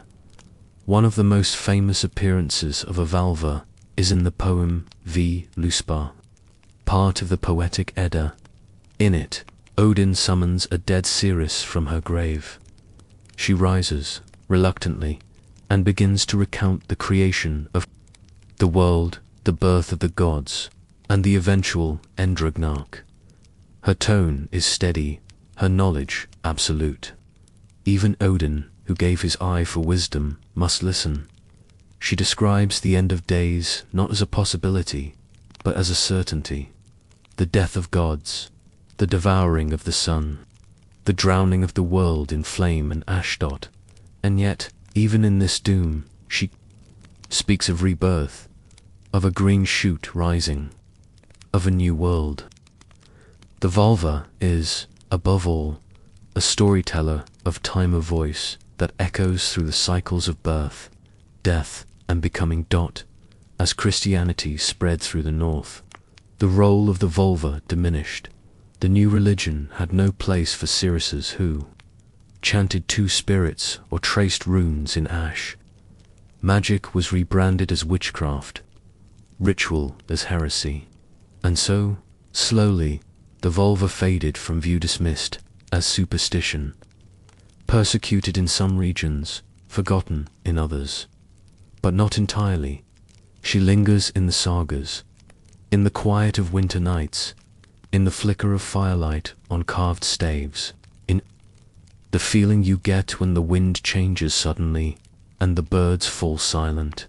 She is not gone, only sleeping. So, tonight, as your breath slows, imagine her, walking alone through the snow, her blue cloak swirling behind her, her staff marking each step like a drumbeat of destiny, her eyes half closed, her lips moving in song. She does not look at you, she sees beyond you. Not every Viking was a warrior. Some shaped their world not with swords, but with silence, with song, with sight. And when she dreams, the world listens. Imagine yourself small in ease, scabbed, cheeks wind-burned, fingers raw from wool and wood. You are not old enough to swing a sword, not quite tall enough to reach the hanging herbs above the hearth. You are a Viking child, and your world is narrow, immediate, and harsh. But it is also filled with sounds, footsteps on frozen ground, the soft clink of iron tools, the rustle of straw beneath a woolen blanket, and always, always, the voice of someone telling you what to do, to stir the pot, to feed the goats, to stop pulling your sister's braid, and you do as you're told. Because in the Viking world, childhood is not a time of freedom. It is an apprenticeship, a preparation, a trial, and not everyone survives it. To be born in the Viking age was to arrive in a world filled with danger. The very act of birth was risky. There were no midwives in the modern sense, just mothers, neighbors, or elder women who had seen many births. The success of labor depended on luck, on the strength of the mother, on the position of the baby, and on whether winter had already thinned the firewood supply. If you were born in summer, you had a better chance. If you were born in winter, your first breaths came in a house already short on warmth and food. Infant mortality was high, extremely high. Some estimates suggest that 1 in 4 children never reached their first birthday. Disease, malnourishment, accidents, any of these could claim you before your name had fully settled in the minds of your family. And naming itself was a ritual in many Norse communities. Children were not officially named until several days after birth, often around the 9th day. Before that, they were in a liminal state, not fully part of the world. If they survived those first fragile days, a name would be given, often one drawn from the past, from ancestors, warriors, gods. A child. might carry the name of a dead grandfather or an aunt who died in childbirth. It was not just a title, it was a link to legacy, a whisper of hope. But even with a name, life was no guarantee. By the time you could walk, you were already helping. There were no toys in the modern sense, at least not many. A carved wooden horse, a bone rattle, a miniature axe for playfighting. But most of your time was spent watching adults. You learned through imitation. If you were a girl, you learned how to spin, how to tend the fire, how to wash and card wool. You watched your mother's hands when she stitched seams. You watched your grandmother rub herbs into a cut. You learned how to sweep the floor in a circle to push out bad spirits.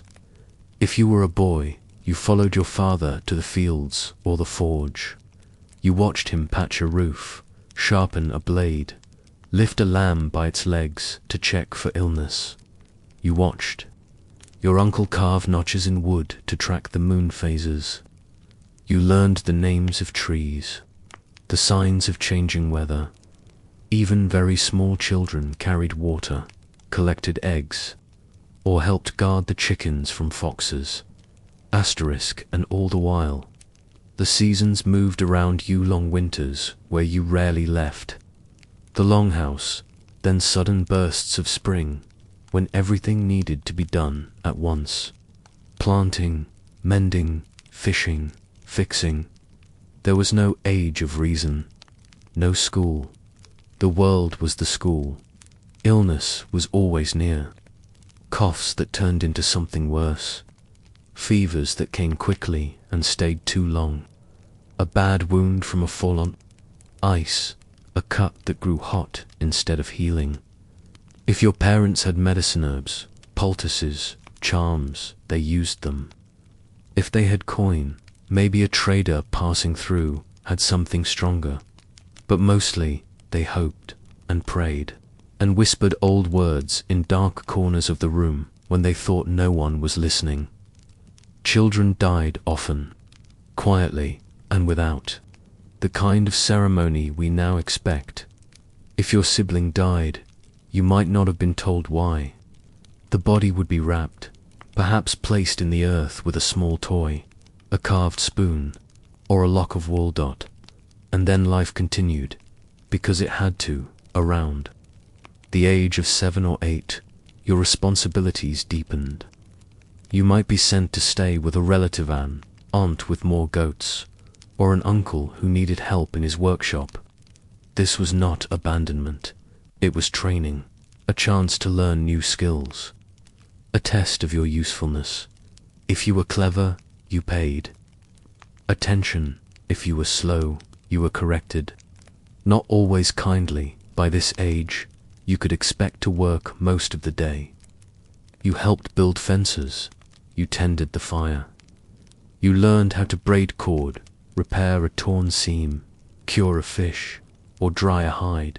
You also began to learn the stories, not just sagas of gods and heroes, but stories of your own family, who your grandfather was, what your name meant, who feuded with whom. You learned about honor and what it meant to lose it. You learned how to speak carefully, to show respect, or how to challenge when the time came. For boys, this often included weapon training, not as formal drills, but through games, contests, and practice.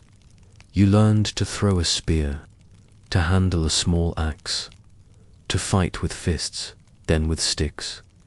If you showed promise, someone might give you a real blade, not for battle, but as a symbol that you were no longer a child. For girls, the skills were just as vital. You learned how to run a household, how to cook for 20 people on a single pot of stew, how to tend to a wound, how to deliver a child, how to speak in the longhouse without being silenced. Many women held more power than the world ever acknowledged. You learned when to speak and when to wait. But Viking childhood was not only hardship. There was laughter, wrestling matches in the mud, stories told under blankets while the fire crackled, carving faces into potatoes, mock raids using sticks and round shields made from barrel lids. There were festivals, the solstice, the arrival of spring where even children were given extra food, small gifts, new tunics. There were songs, sung by the hearth, and riddles shared across 3 generations. And always there was the sky, vast, open, changing. A sky you watched as you lay in the grass, your chores finally done, wondering what might come tomorrow. By the time you reached 12 or 13, you were no longer a child. You were not yet a full adult, but no longer. Sheltered girls could be married soon. Boys might join crews or take part in battles, depending on the household. You knew the rhythms of the longhouse. You had seen births, seen deaths. You could read whether in the wind. You could spin flax or mend a net. You could fight or heal or harvest. You could endure, because that's what Viking childhood was, a forging, a slow burning through seasons of cold, hunger, and silence until something resilient emerged. So tonight, as you drift into sleep, imagine a smaller version of yourself curled on a straw mat, a wool blanket pulled tight, the soft snoring of a sibling nearby. The fire crackles low, the wind moans outside, and somewhere, far off, a goat bleats in the dark. You are tired, but you have earned your rest, because tomorrow you will rise with the sun and begin again. And even though no saga will be written about your life, your hands will shape the world. It begins not with an axe, but with a tree, a tall one, straight, quiet.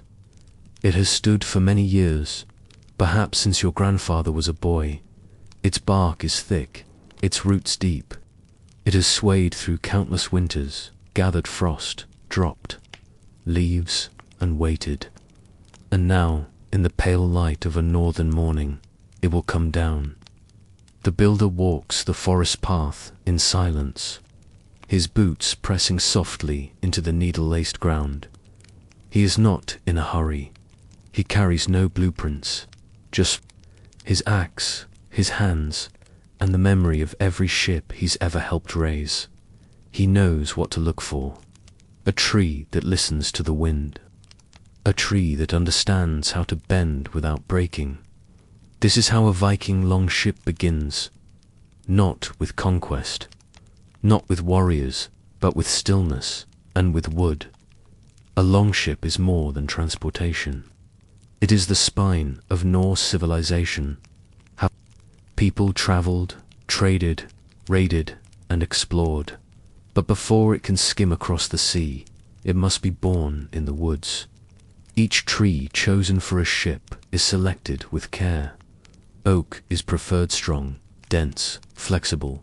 The keel, which runs down the center, like a backbone, is shaped from a single, long oak trunk. The planks for the hull are cleaved, not sawn, split with wedges and mallets to preserve the grain. This gives the ship its ability to flex with the waves. You, the builder, run your hand along the tree's bark. You listen to the wind in its branches. You've been taught that trees speak, not in words, but in posture. A twisted tree will make a twisted ship. A hasty choice now means disaster at sea. You mark the tree and return with others. It is felled with axes, the sound echoing through the woods like a chant. The trunk is dragged slowly, laboriously, back to the village, over frozen ground or slick moss, guided by men with ropes and voices hoarse from shouting. Back at the shoreline, the building site is quiet. A long pit is dug, stones are arranged, tools are sharpened adzes, draw knives, augers. Smoke drifts from nearby fires, pitch bubbles in clay pots. thick and black, made from boiling pine resin with fat and ash. The smell is sharp sap and smoke, tar and salt. Viking shipbuilders are not loud men. They do not boast like warriors or chant like skalds. Their world is precision. Their language is one of angles and grains, of the gentle curve of the bow, the balance of ribs along the hull. They work by eye and hand. No measuring tapes, no nails, at least not at first. The planks are clinker-built, each overlapping the next, fastened with wooden pegs or iron rivets. This gives the ship its characteristic appearance, like the scales of a fish. It also gives strength and lightness. You hammer each plank into place with mallets that echo through the shipyard. The sound is comforting. You smear hot pitch into the seams, sealing them tight. You bend ribs into place using fire and water, coaxing the wood instead of forcing it. Each ship is a living thing. You do not build it to grow it like a garden. Slowly, carefully, it takes weeks, sometimes months, depending on the season, on available hands, on how many other ships are waiting to be born. Children bring you water. Women patch your tunics. The blacksmith next door sharpens your blades and repairs your chisels. The carpenter, from 2 villages over, stops by to consult on a troublesome curve near the prow. The whole community watches as the ship takes shape, first a skeleton, then a skin, then a soul.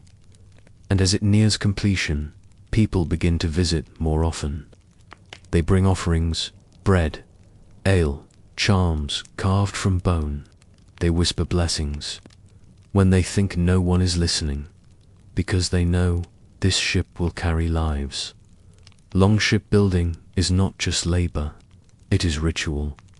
The keel is often laid on an auspicious day. Some say prayers are spoken. Others claim a token, perhaps a silver coin or even a drop of blood, is placed beneath the keel before the ship rises above it. Old beliefs linger. The idea that the ship must be fed before it sails, that the sea must be honored before it is challenged. These are not spoken aloud. The builders do not explain them, but the gestures are made year after year, and no one dares build without them. The steering oar is carved lastic, strong, always mounted on the starboard side. The tiller is shaped to fit the captain's hand, though he hasn't touched it yet. The mast will rise after the ship is complete, lashed into place with thick rope and sealed with pitch and prayer. Sails are woven by women, huge panels of wool, sometimes dyed with stripes or patterns. They are heavy, treated with animal fat or fish oil to resist water. It takes weeks to finish one. A proper sail can change everything, turning a crew of tired rowers into swift raiders, or traders, or settlers bound for unknown shores. When the ship is done, the village gathers. The builders do not speak. They have said everything they needed to with their hands. The ship rests on logs, ready to slide into the water. It is untested, untouched by salt. Its hull gleams with fresh pitch. Its oars rest along the benches. Its sail is furled. The chieftain offers a blessing. Perhaps a skald sings. A goat may be sacrificed, not because of bloodlust, but because the sea is a force older than words, and it must be respected. Then, with shouting and laughter, the people heave. The ship slides into the sea, and for a moment, it floats motionless, as if deciding whether to accept its role. Then the current nudges it. The hull rocks. Water laps against its sides. It lives. The builder watches silently. His hands are covered in sawdust and tar. His joints ache. He'll begin another soon. But for now, he simply watches the ship drift forward as if it remembers the forest it came from, and chooses, instead, to go far beyond it. The sagas do not name the builders, they name the captains, the raiders, the kings, but the men who shaped the keels, who carved the dragon heads at the prow, who bent every rib and sealed every seam. Those names are mostly lost, and yet, without them, none of the others could have sailed. No Lindis, no Vinland, no raiding of Frankish towns, or settling of Greenland coasts, because before the sails filled with wind, someone had to split timber with frostbitten fingers. Someone had to hammer until dusk. Someone had to shape a ship out of silence and sweat. These were the ship, the quiet ones, the craftsmen. The memory of their hands lingers in every rivet, every stroke of pitch, and though their names are gone, their work remains. So tonight, as your thoughts drift like mist over still water, imagine the sound of an adze striking wood, the smell of pine and smoke, the feel of a hull curving under your palm, the hush of a longship slipping into sea for the first time. Not every hero wears a blade. Some build the boats that carry heroes home. The fire is already roaring when you enter. Its light spills across polished wood and woven tapestries, dancing along carved beams and the silver fittings of her backed chairs.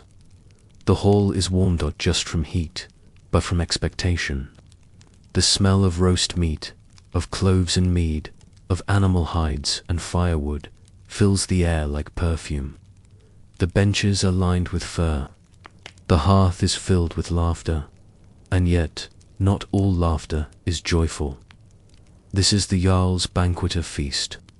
Of celebration, yes, but also a stage, an arena, a place where alliances are forged with handshakes, and sometimes shattered with careless words. Every gesture is deliberate. Every toast is calculated. You are here not to eat, but to witness, to observe how power really moves in the Viking world, not by battle alone, but through ritual, reputation, and risk.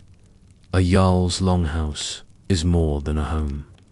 It is the axis around which the community turns. It is courtroom, marketplace, war, room, and temple.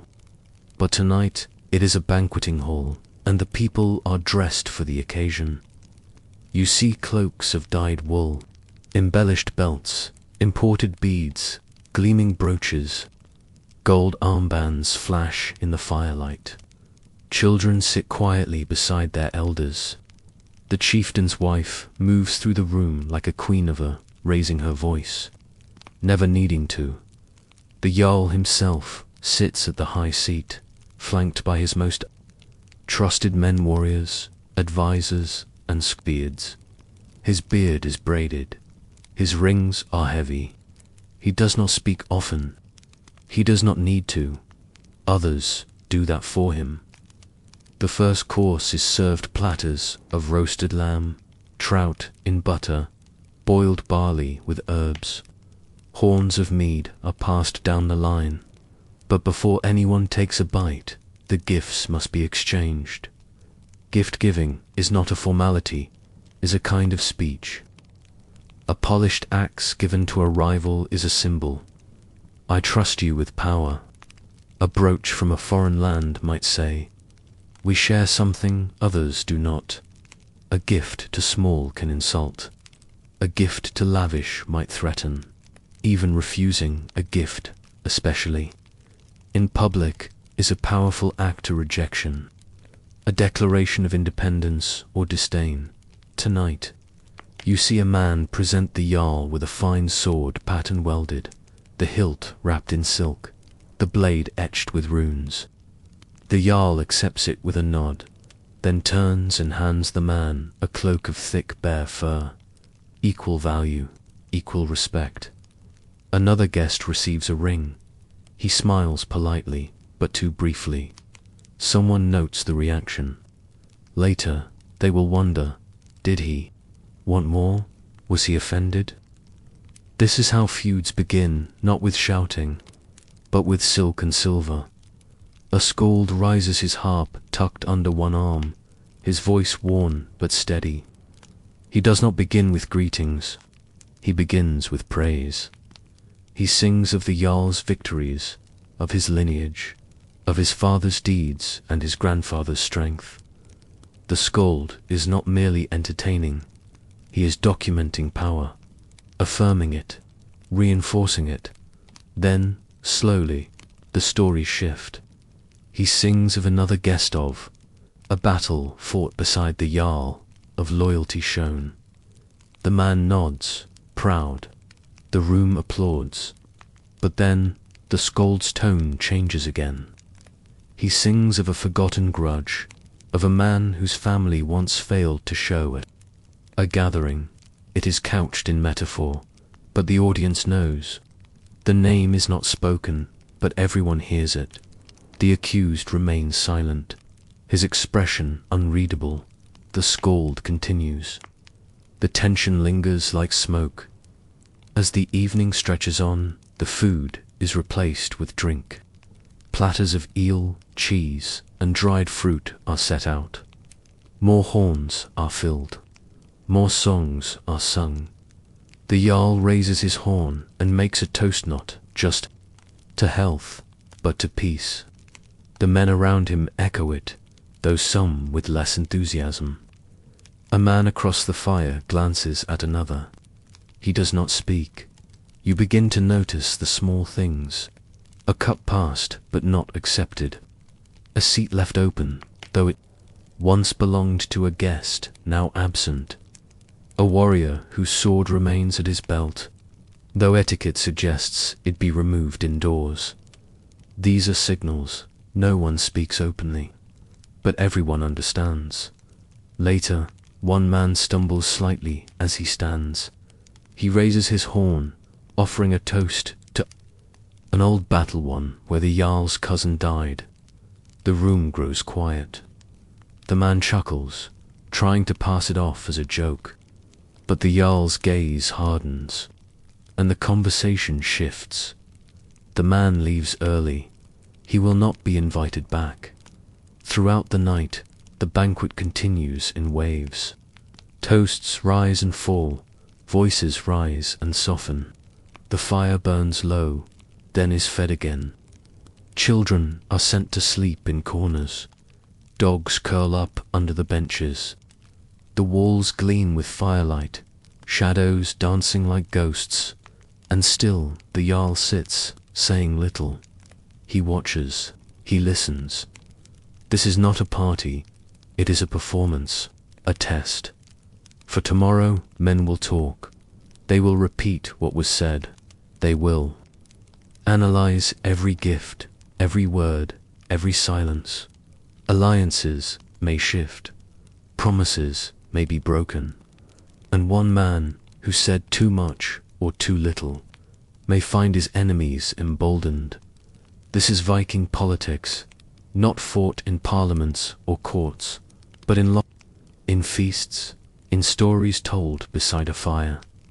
Sometimes these tensions boil over. A slight is taken too deeply. A toast is made too aggressively. Someone accuses another of cowardice, or of cheating in trade, or of sleeping with another man's wife. Swords are drawn. The hall erupts. In sagas we read of such nights' banquets turned into bloodbaths. Men leaping over tables, spears thrown, fire spreading, hostage taken, a Jarl killed with his own knife. Feasts are fragile. Tonight, no such eruption occurs, but you feel how close it comes. A guest slams a horn down too hard. A song ends too abruptly. A servant trips and spills a drink on someone's cloak. The man whose cloak is soiled says nothing.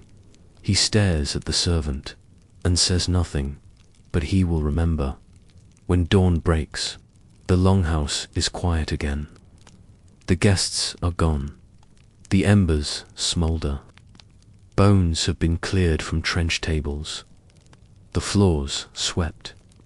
A skald hums softly, still half asleep, fingers moving over his harp without thought. The Jarl sits alone.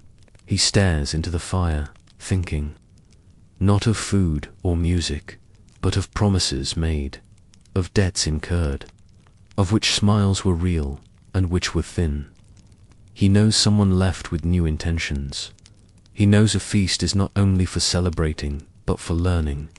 The banquet is over, but the politics have only begun. In the Viking age, strength was more than muscles. Leadership was more than war. It was subtle, it was quiet.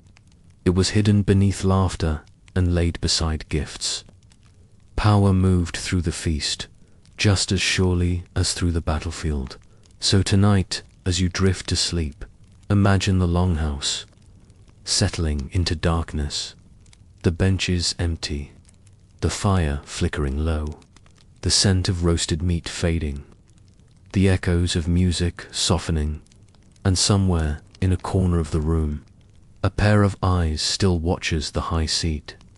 Waiting, close your eyes and imagine the sky, not bright with angels or music, but brooding and grey, a vast canopy of cloud and silence. Beneath it stand figures carved in storm grim, powerful, unknowable. Their eyes flash like lightning. Their voices echo like thunder rolling across mountains. These are the gods of the Norse, but they are not here to comfort you. They are here to fight, to die, and to remind you that the world itself, no matter how strong, no matter how loved, will one day end. This was the mythic world of the Vikings, a world where even gods were mortal, where fate was not a gentle unfolding, but a storm already gathering, a story already written. And at the heart of that story was not salvation, but Ragnarok, asterisk. The Norse did not worship an all-loving deity who watched over them with compassion. Their gods were more like them, flawed, fierce, stubborn, proud. They fought, they lied, they cheated, they aged. There was Odin, the All-Father, not a warm patriarch, but a relentless seeker of knowledge. He sacrificed his own eye to drink from the well of wisdom. He hung himself on the world tree for 9 nights to learn the secrets of the runes. He was not a god of love. He was a god of sacrifice, of riddles, of war, and of dead men's whispers.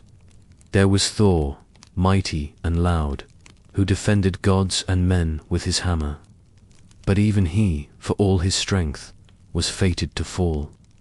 Not because he lacked valor, but because that was the way the world was made.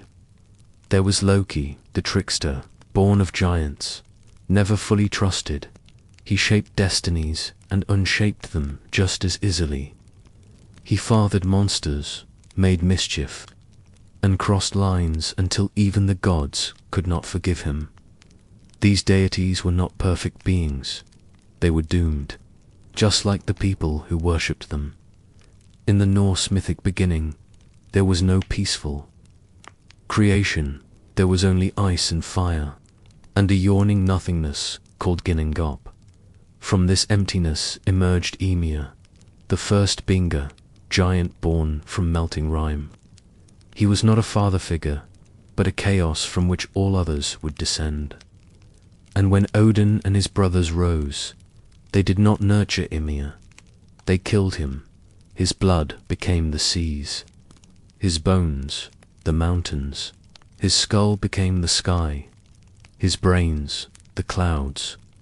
The world itself was made from a corpse, a poetic image, perhaps, but not a comforting one. In Norse mythology, fate is unbreakable. Even Odin, king of the gods, cannot alter what has been foretold. The Norns 3 women who sit beneath the roots of Yggdrasil. The world tree carve the runes of destiny into its bark. They water its roots with sacred water.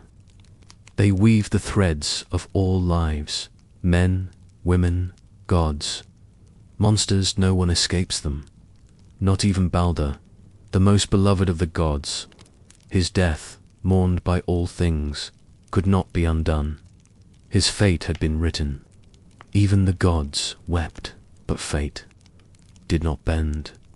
There is a darkness in that acceptance, a fatalism, a belief that the best one can do is meet fate bravely, not avoid it. Some of the most terrifying beings in Norse mythology are Loki's children. There is Fenrir, the great wolf, whose mouth will swallow the sun.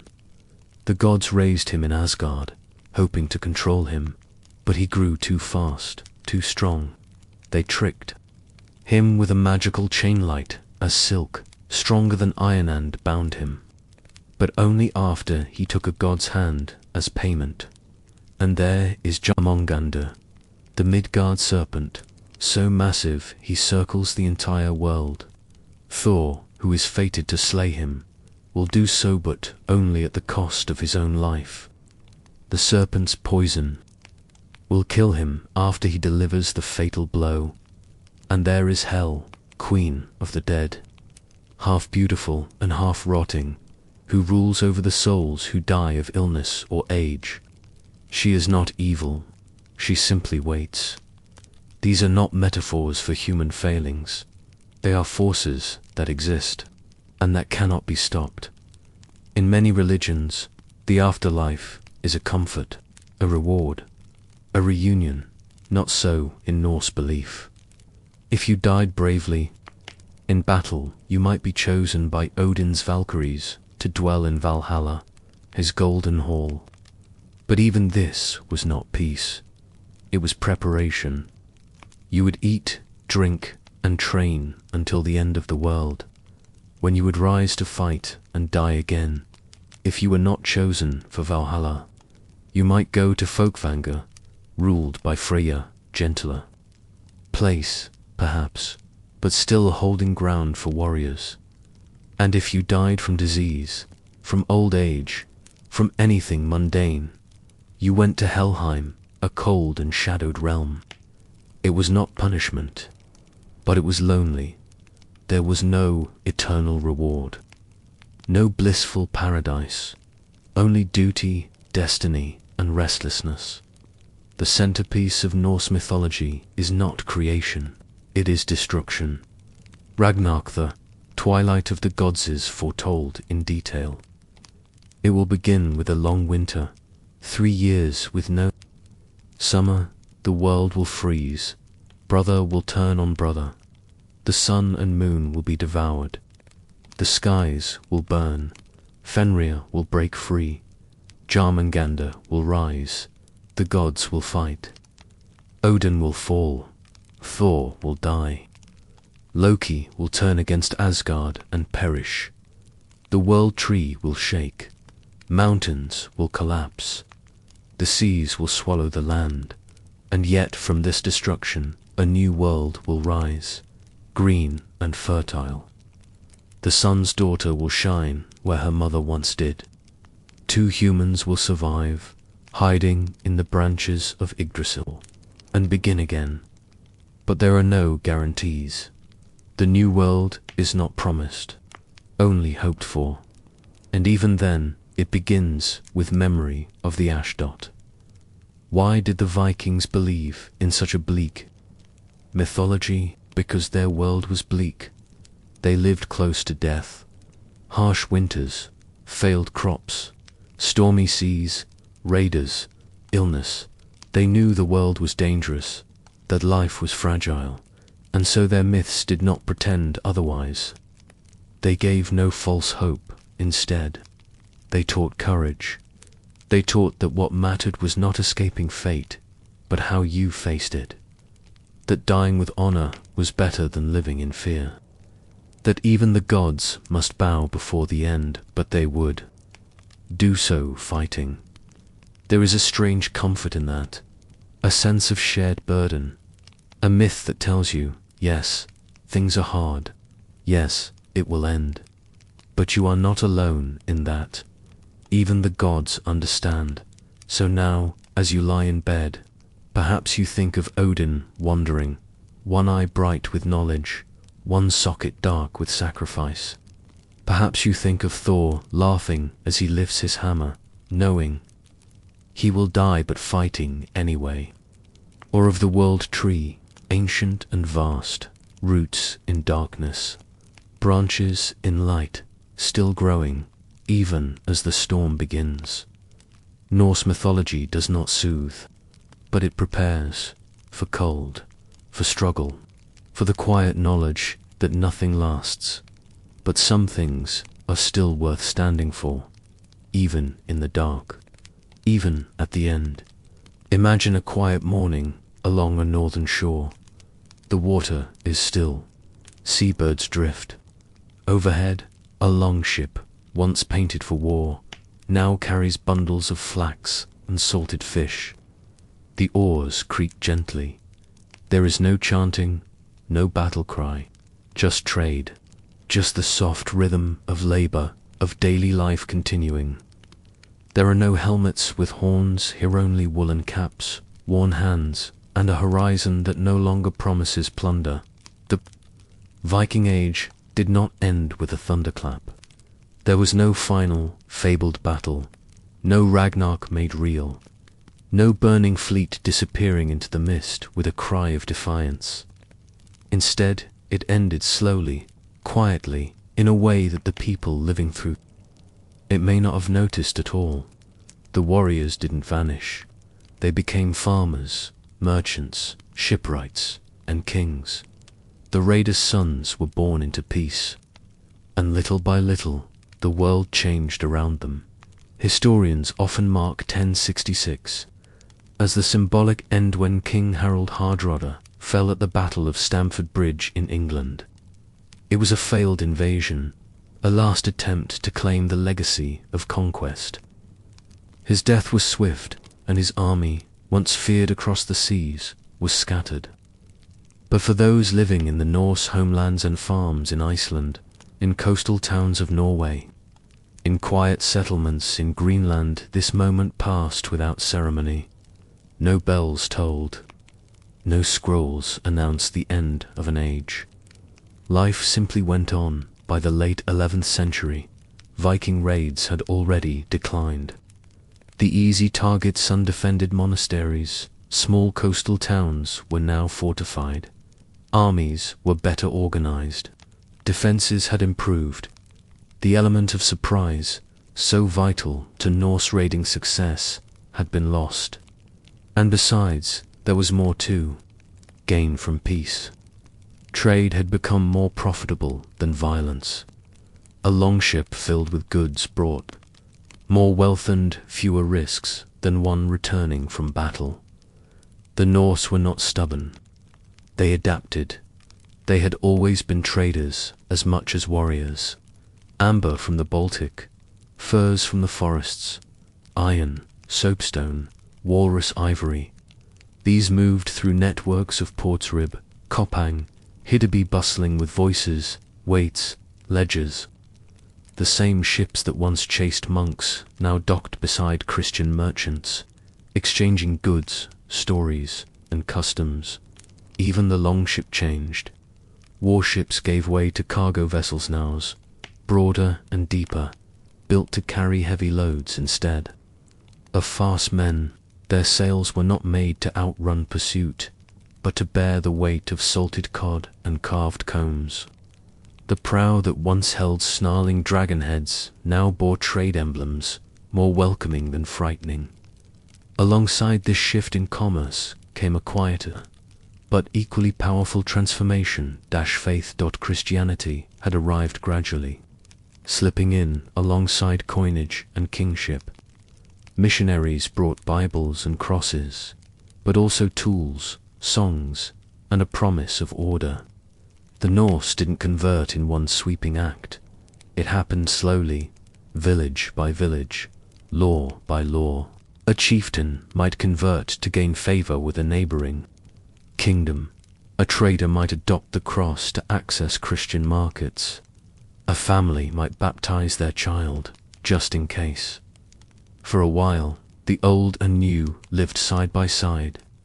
A man might still raise a horn to Thor before setting sail, even if he wore a crucifix beneath his tunic. Crosses were carved beside runes. Old gods were whispered to during storms, even as priests spoke Latin in new stone churches. But eventually, the balance tipped. As children were raised in Christian households, the old tales faded. They were not forbidden, but they were no longer alive in the same way. The temples to Odin and Freya were dismantled. The rites performed on icy hills gave way to church bells.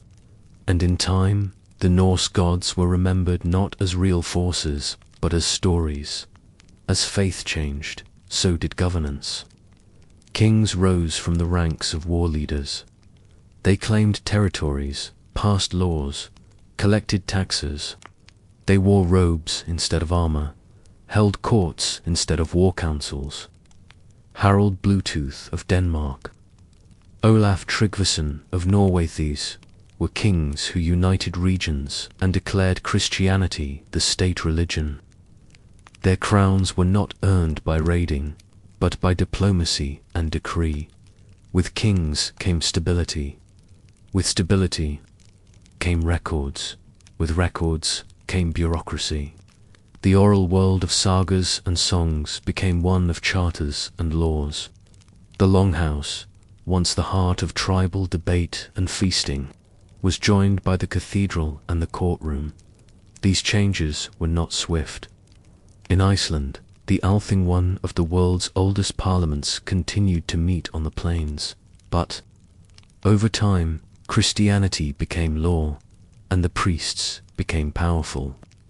In Greenland, Norse settlers built churches and held Christian burials, even as the icy wind howled beyond the fjords.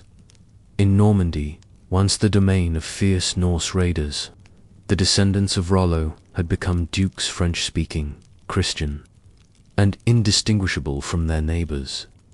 These former Vikings would go on to conquer England not as Norsemen, but as Normans. A legacy transformed beyond recognition, and so the world turned. What had once been the Viking Age became something else entirely, but it didn't vanish. Its remnants lingered in language, in law, in ships, in sagas. The Norse spirit persisted, not in battlefields, but in the slow rhythm of trade, the quiet rituals of home, the carved beams of old churches still standing today. The people didn't disappear. They became part of something broader. Even the sagas reflect this transformation, written down in the 13th century, long after the age had passed. They remembered a world of heroes and monsters. But even they betray nostalgia. They speak of the old ways with reverence, but also with distance. As if the writers knew they were preserving something that had already slipped away. It's hard to say when a culture changes enough to be considered something new. It rarely happens all at once. It happens in small decisions. In children no longer taught to pray to the old gods. In traders more interested in silver than swords. In chieftains who marry foreign brides and raise sons who speak different tongues. And so the Viking Age ended, not because someone decided it should, but because time carried it gently away. Tonight, as you settle into rest, think not of battles, but of transitions, of ships slowly changing shape, of fires burning in Christian hearths where once runes were carved, of stories still told, but now with a sense of distance. The Viking world did not burn to ash, it dissolved. It became something else. And sometimes that is how ages truly end, not with a cry, but with a sigh. So now, here we are. The fire burns low, the winds of the north have settled into silence, and the Viking world, so often imagined in noise and fury, has revealed itself to be something slower. quieter, and far more human than legend suggests. You've walked in the footsteps of a weary fisherman, battling waves and hunger. You've heard the clash of steel at the gates of Paris, and felt the weight of failure behind the sagas. You've stood at the edge of an ancient burial ship, where mystery lies in every timber and thread. You've sat in the dim glow of a chieftain's longhouse, where silence is as dangerous as any blade. You've followed the rhythm of women's work, silent, invisible, essential. You've endured the bone-deep chill of a Norse winter. You've heard the law spoken from memory, the price of justice paid in silver or exile. You've seen the world through the eyes of a thrall, where every dawn is someone else's command. You've crossed the grey Atlantic with explorers, unsure if what they found was real. You've listened to the whispers of cruel rituals, whether real or imagined. You've sat before the Volva, her staff in hand, her voice laced with prophecy. You've felt the ache of childhood in a harsh land, where survival is never guaranteed. You've watched the sweat and sawdust of shipwrights carving not just vessels, but futures. You've dined at a Jarl's banquet, where smiles hide daggers and songs carry threats. You've heard the old gods mourn their fate gods, who knew they were doomed and stood tall anyway. And at last, you've watched the Viking age fade not in fire, but in forgetting. Not in screams, but in silence. Not in defeat, but in transformation. The truth is, history rarely ends the way we imagine. It does not always offer a curtain call. Often, it drifts. It settles. It changes shape until it becomes almost unrecognizably. Then we call it something new.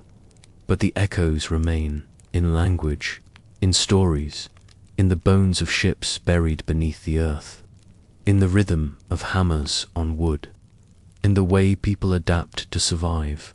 So rest now. Let your breath slow, like the waves against a forgotten fjord. Let the names and sagas blur, like stars vanishing in morning mist. Let the frost settle on those long-forgotten halls. The Viking age is gone, but its memory sleeps quietly beneath the snow, and so can you. Good night.